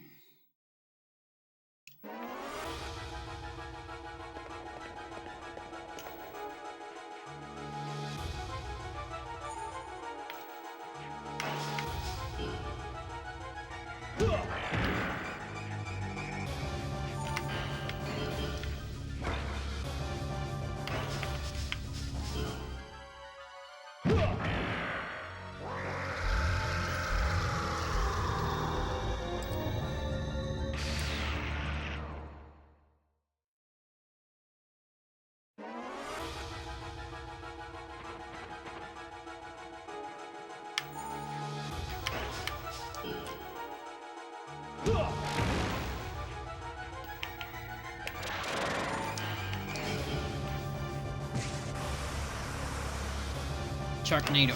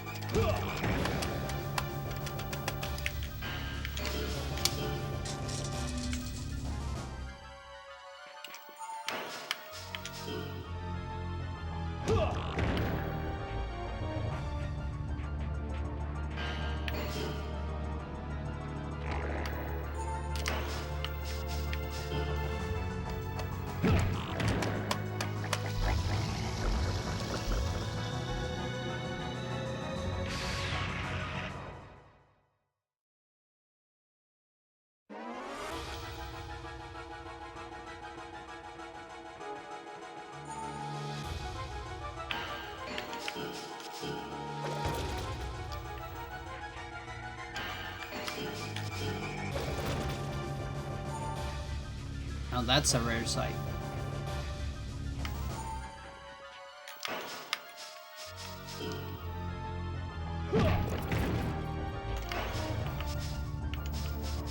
Can anyone send me a pingüino?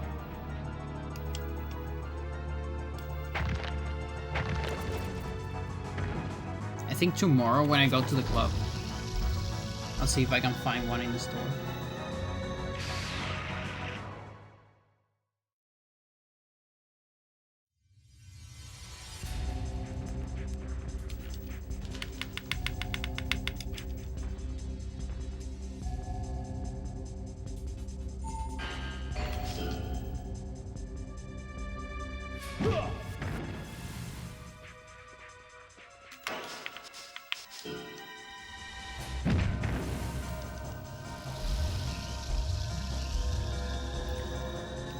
Gang.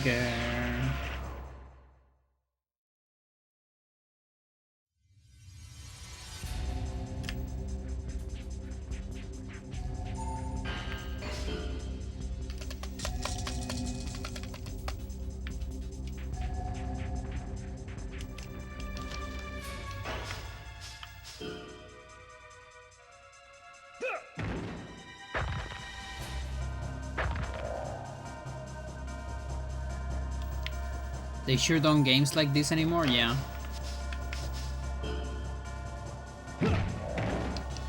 Games like this.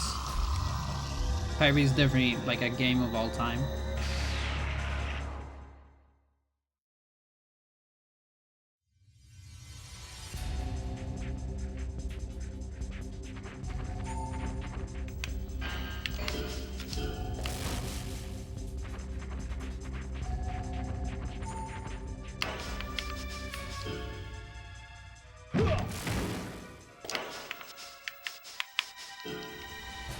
I have seen though, actually some kids in your onion.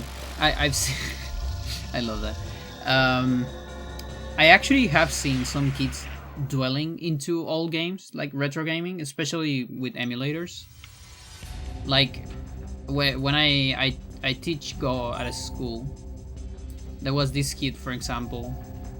He had like a bootleg Game Boy. It's basically like a Game Boy that he probably bought on the street or something. or maybe his mom or something. That was like, it's basically like a small computer with an emulator and like a million games, and he was playing like Mario 3.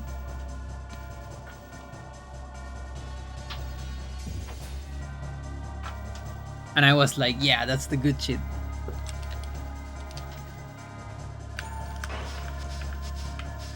And also I've seen some video essays from like Gen Z YouTubers talking about like sometimes it's cool to go back to old games because they don't handheld you so much and things like that. Like you actually need to get stuck a little bit sometimes.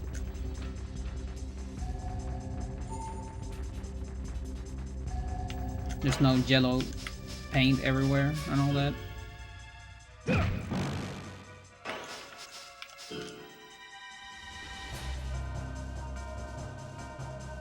12 years younger than me, was convinced SMW was supposed to be in widescreen. I mean, if you see, let's say, a lot of people in Twitch play like Super Mario World ROM packs, and I think nowadays you can probably play all of them in widescreen.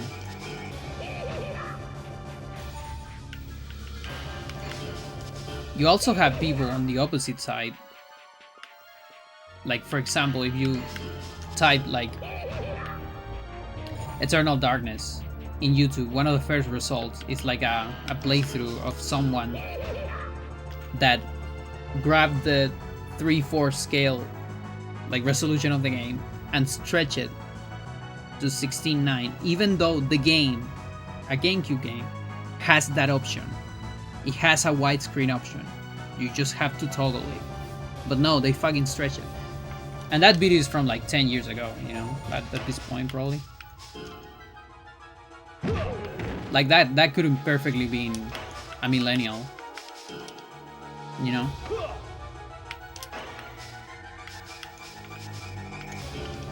So I think you have that problem on every generation.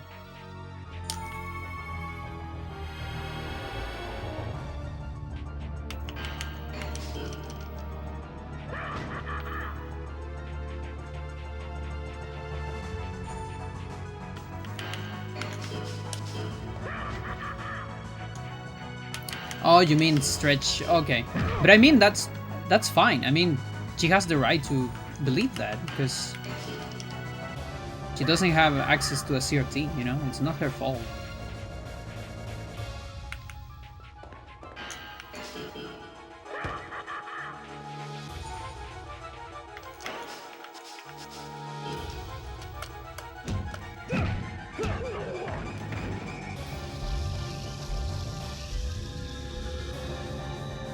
Right leg.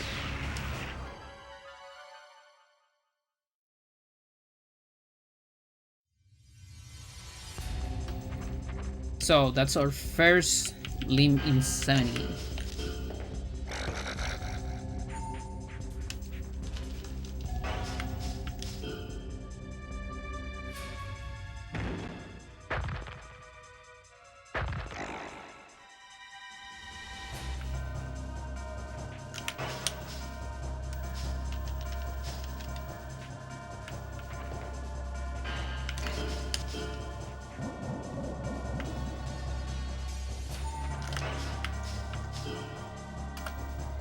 Wait, was it right or left?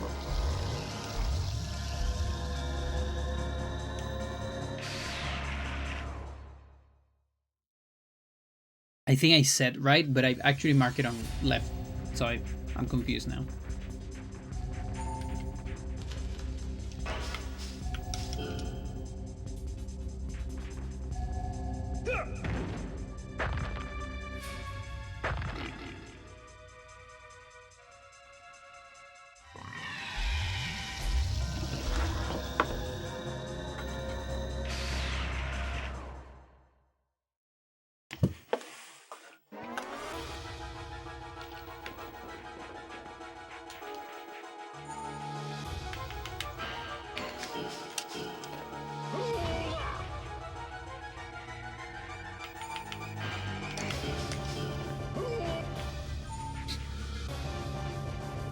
You didn't finish it.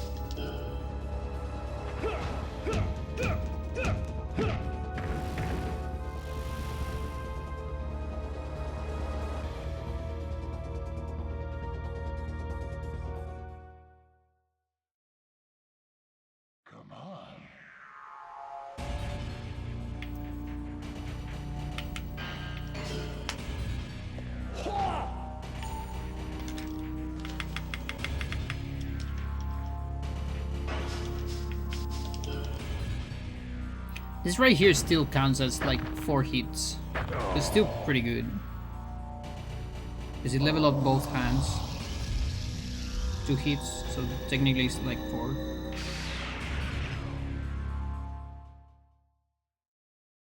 It's kind of the same I get with a combo, honestly.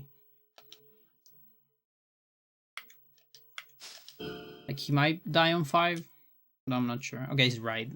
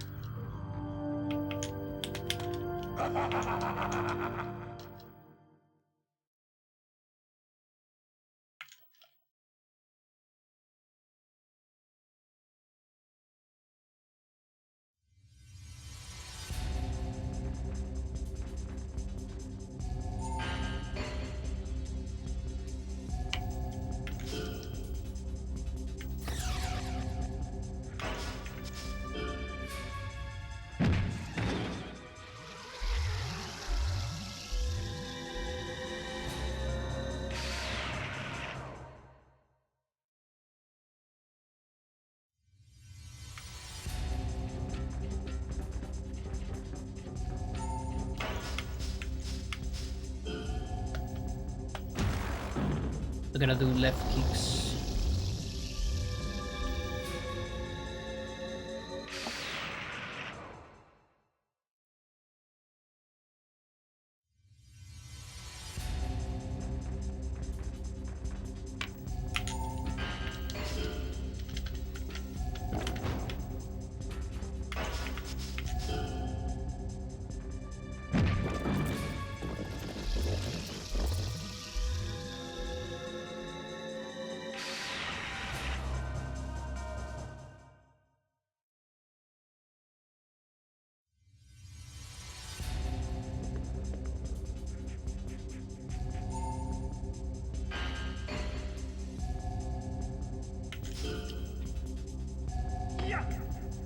Yeah.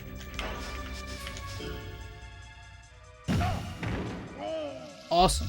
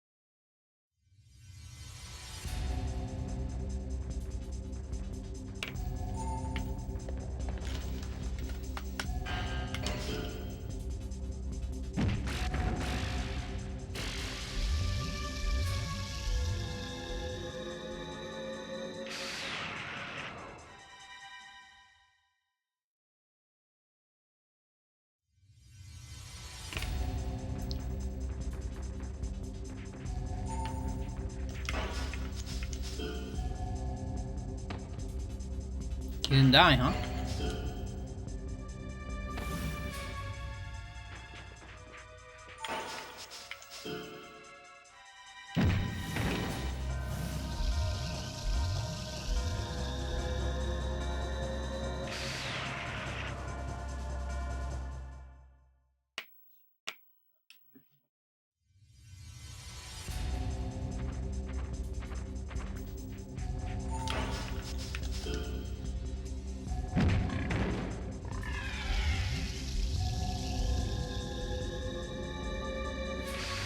So that's a left leg.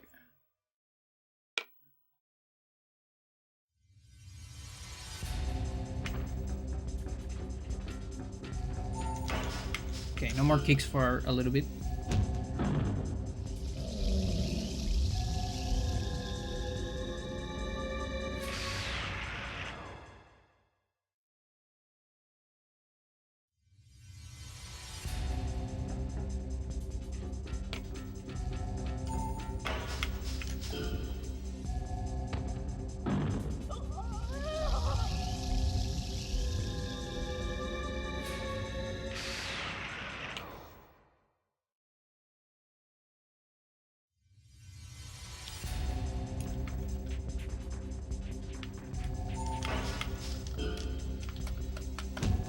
Thinking about that lasagna you mentioned earlier. Yeah, it was pretty good.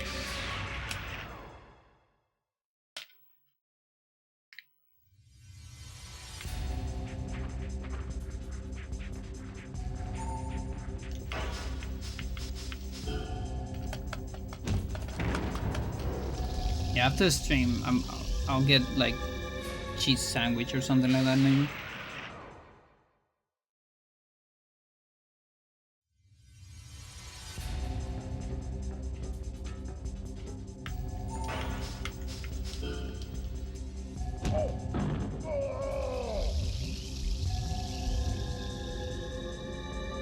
With panda sauce? No, that takes too much time, and that's not good for once. That's a lunch food.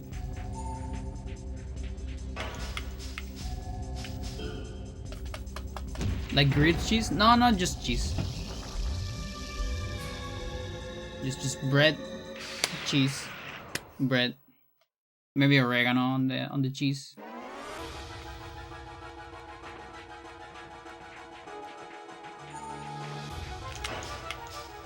Why am I playing Kevin like this? What am I doing this? You dummy.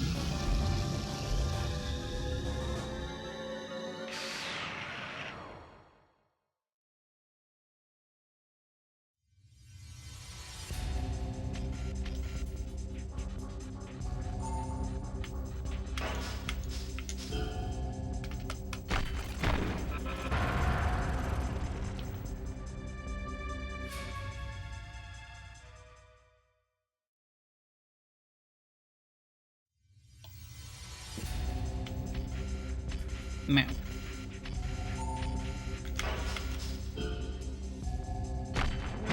Plain tuna sandwich, just mayo. That's not plain. Black pepper, fresh garlic. That's not plain at all. I like plain tuna sandwich. Just tuna.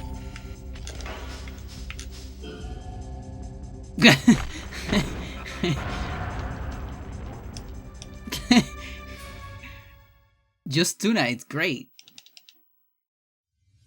Or tuna with cheese. That's great. In the microwave. Love it.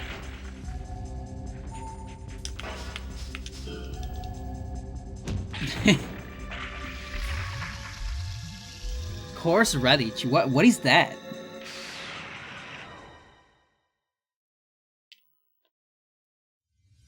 Nuke fish. Sardines. That's another thing. Sardines are funny because they always mention in media as I grew up. That's another one of those things. Like basements, garages.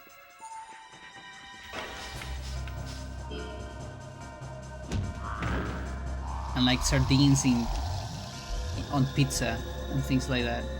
And I've never seen a sardine in my life. Horseradish is a yeah, because it's a radish. I know what a radish is, but why is it called horse? The fuck?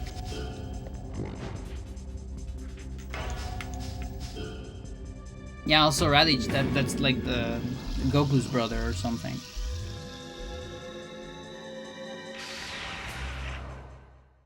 Right?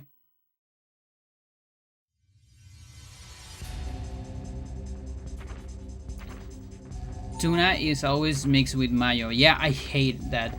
I hate that they kill tuna like that. because tuna is so good and mayo is so bad. And by that I mean I don't like it, by the way. I know it's good because so many people like it. It has to be good. No, I hate mayo. I super hate mayo.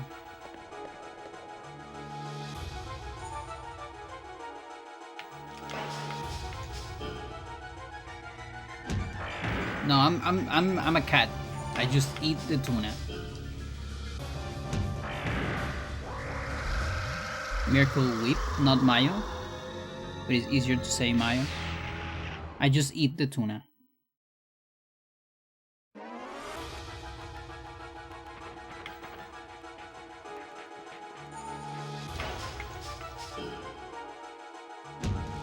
Out the can? I can. Like when I accidentally run out of cat food and I have to give like the cats like a little bit of tuna for like half a day. I open a can, I give them tuna, and I eat some of it. Just out of the can, yes. I love it. It's so good.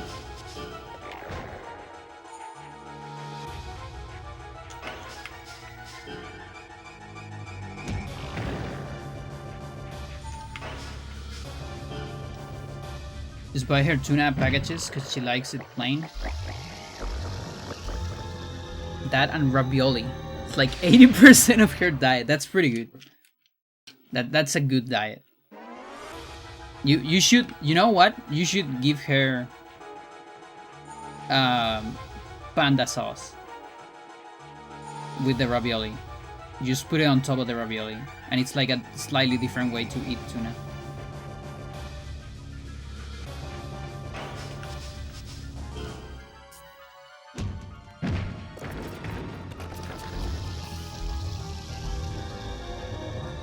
So remember, you get a pan, you put 1 or 2 slices of cheese on it as the bed. Then you open a can, you put the full can on it of tuna. You put some tomato sauce, just enough so it gets like a like oxidation color, sort of. The tuna. Scramble good. Then when it's good scramble, put oregano on it. And then scramble again. And then you put that on top of the ravioli, or the rice, or the spaghetti, whatever you want to have. It's good. With cheese, any. It's fine. Whatever cheese. Just make sure it melts.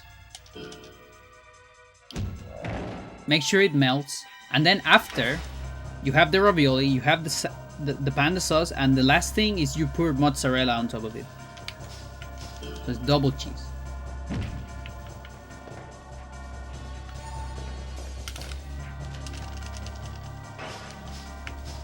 I think I usually use Gouda.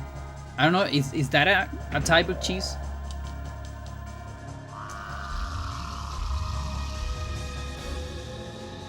Gouda? Yeah.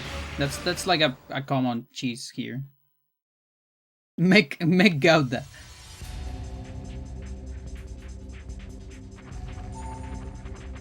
Like pig cheese.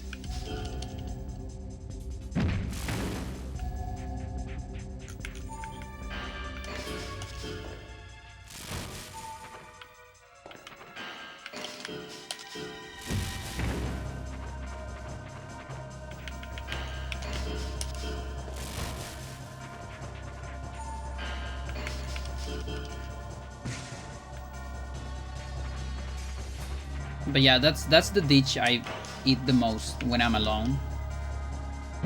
It's very easy to do, very fast. Does the job. Like it's faster than making a hamburger actually.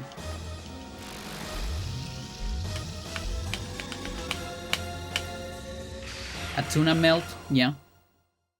sort of. It's panda sauce.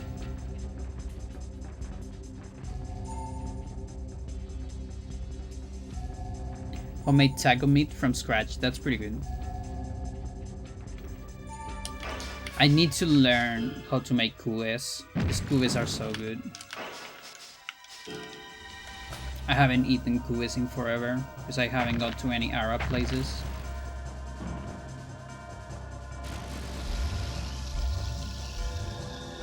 Like, we have ramen pending with my girlfriend, but maybe I should tell her if we could try an Arab place.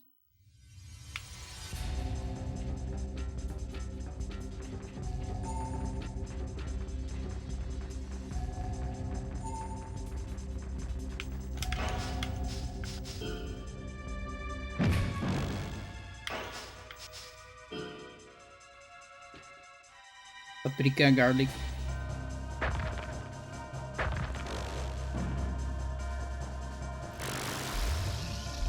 I'm like immune to salt. What I mean by that is I'm very indifferent to it. Like, you can put a lot of salt on something and I won't notice it too much. You can put no salt on something and I won't notice it too much. Like, my mom likes to cook without salt mostly. And my dad usually complains about it. But I don't notice anything. Like, it doesn't do a whole lot on me. Maybe my receptors, my salt receptors in my tongue are deficient or something. And I still like it. And by the way, I like it, I enjoy it. But it's hard to me to differentiate between lots of salt and very few salt, or no salt. That's what I mean.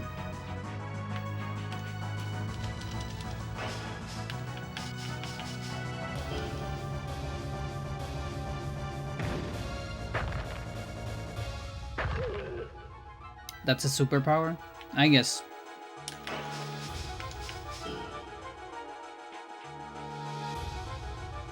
Yeah, like, I don't know if panda sauce will be better with salt on it, because I haven't even tried. If you make some, maybe try it, I don't know. I have no idea. Like, I don't even know, because I don't know about salt. I don't even know, like, where it goes, you know? Like, I don't know if you put it on anything, on everything. I don't know how it works. Because I don't care about salt.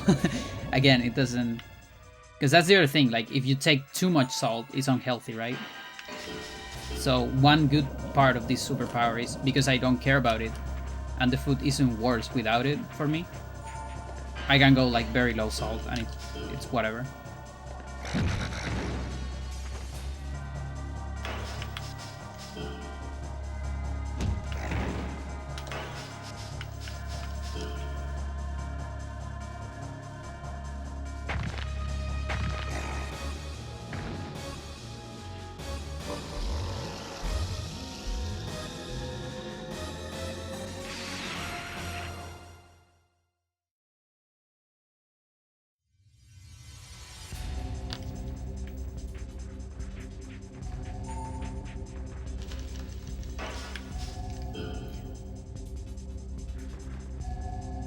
Oops. Well, whatever. It is what it is. That's some massive damage.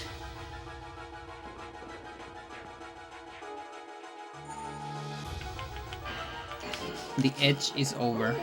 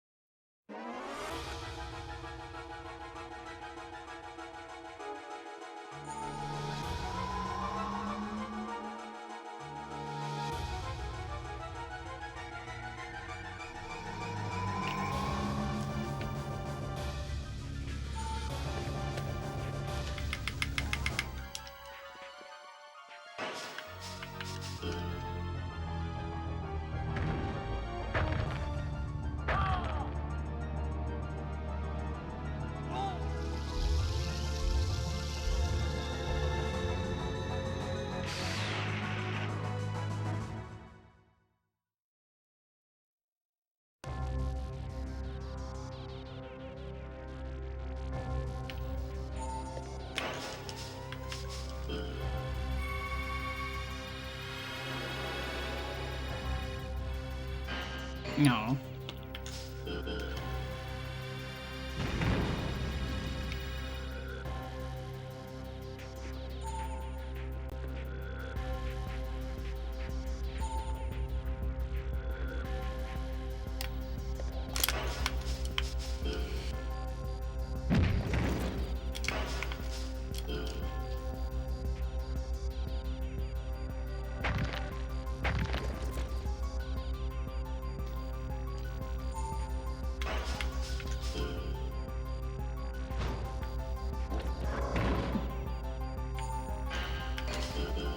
It's somehow not a recovery.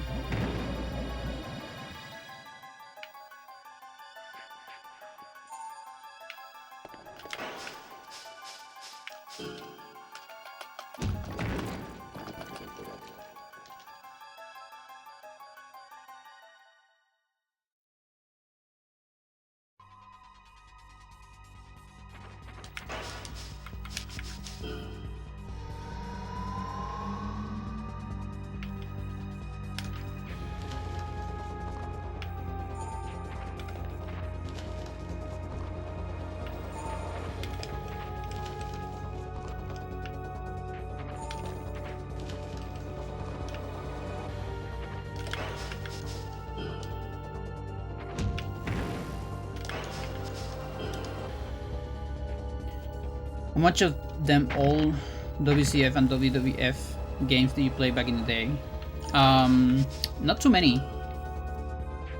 I think the one I remember is like a tiny bit of WrestleMania, but the one that I play more was No Mercy, on N64. And by play, I mean just mess around. Mostly see my cousins play, and I like to make characters in the character editor. That's what I did the most. I had this guy called Magnotechno. That's definitely like a Pandora iceberg moment.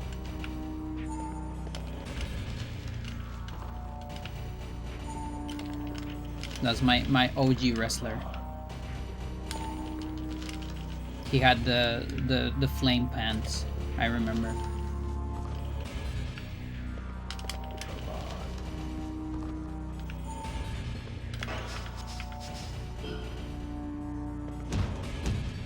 Left arm.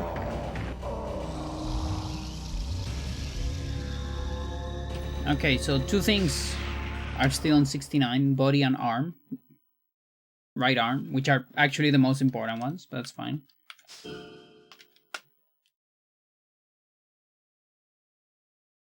And yeah. So once everything gets to 70, we're gonna go like all in right arm. Just level that up, maybe up until it gets cap or something. Which I don't know actually where my cap is. It might be like 82, something like that, maybe. Or maybe even more. I'm not sure.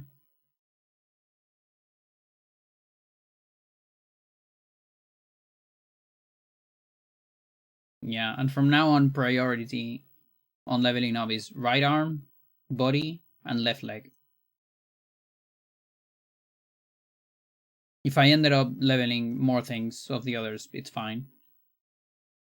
Because, you know, with the hits that hit multiple things. 41. Oh yeah, no, that's correct. I thought it was a 40, but no, it is a 41. Okay. Again, dangerously close to 50.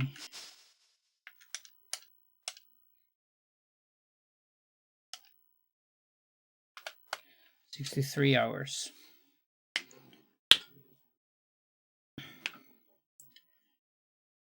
Huh. I've been cooking these files for quite a bit, Chad. This takes a lot of time. That's the thing. Hard things you can't do them fast. You have to work.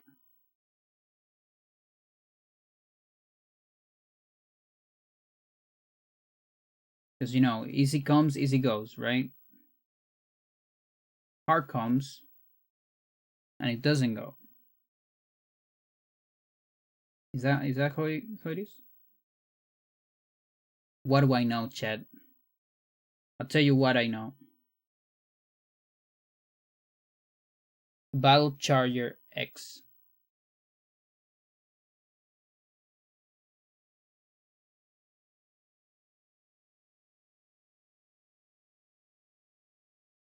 And the ring eraser. For reference.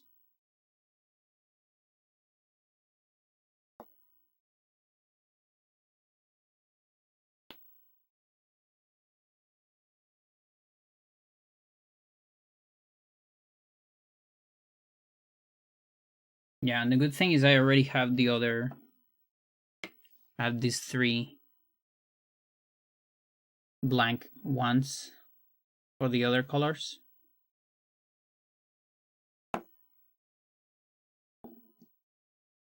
And I actually have the colors here as well.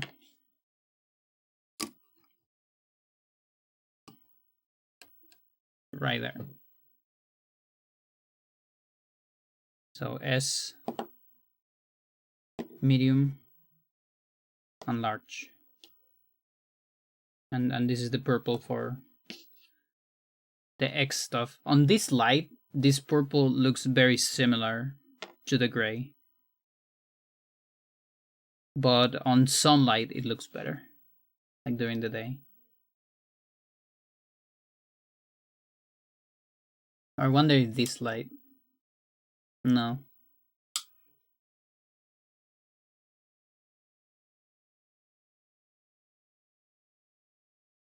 Okay. Thanks for watching, as always.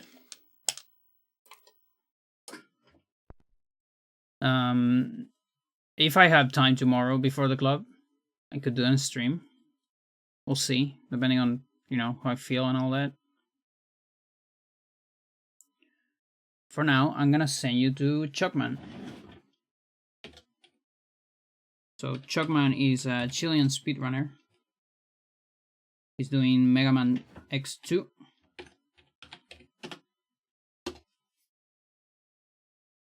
Very skillful speedrunner. I know he has some records on some games. So yeah, bye-bye. Have a good one.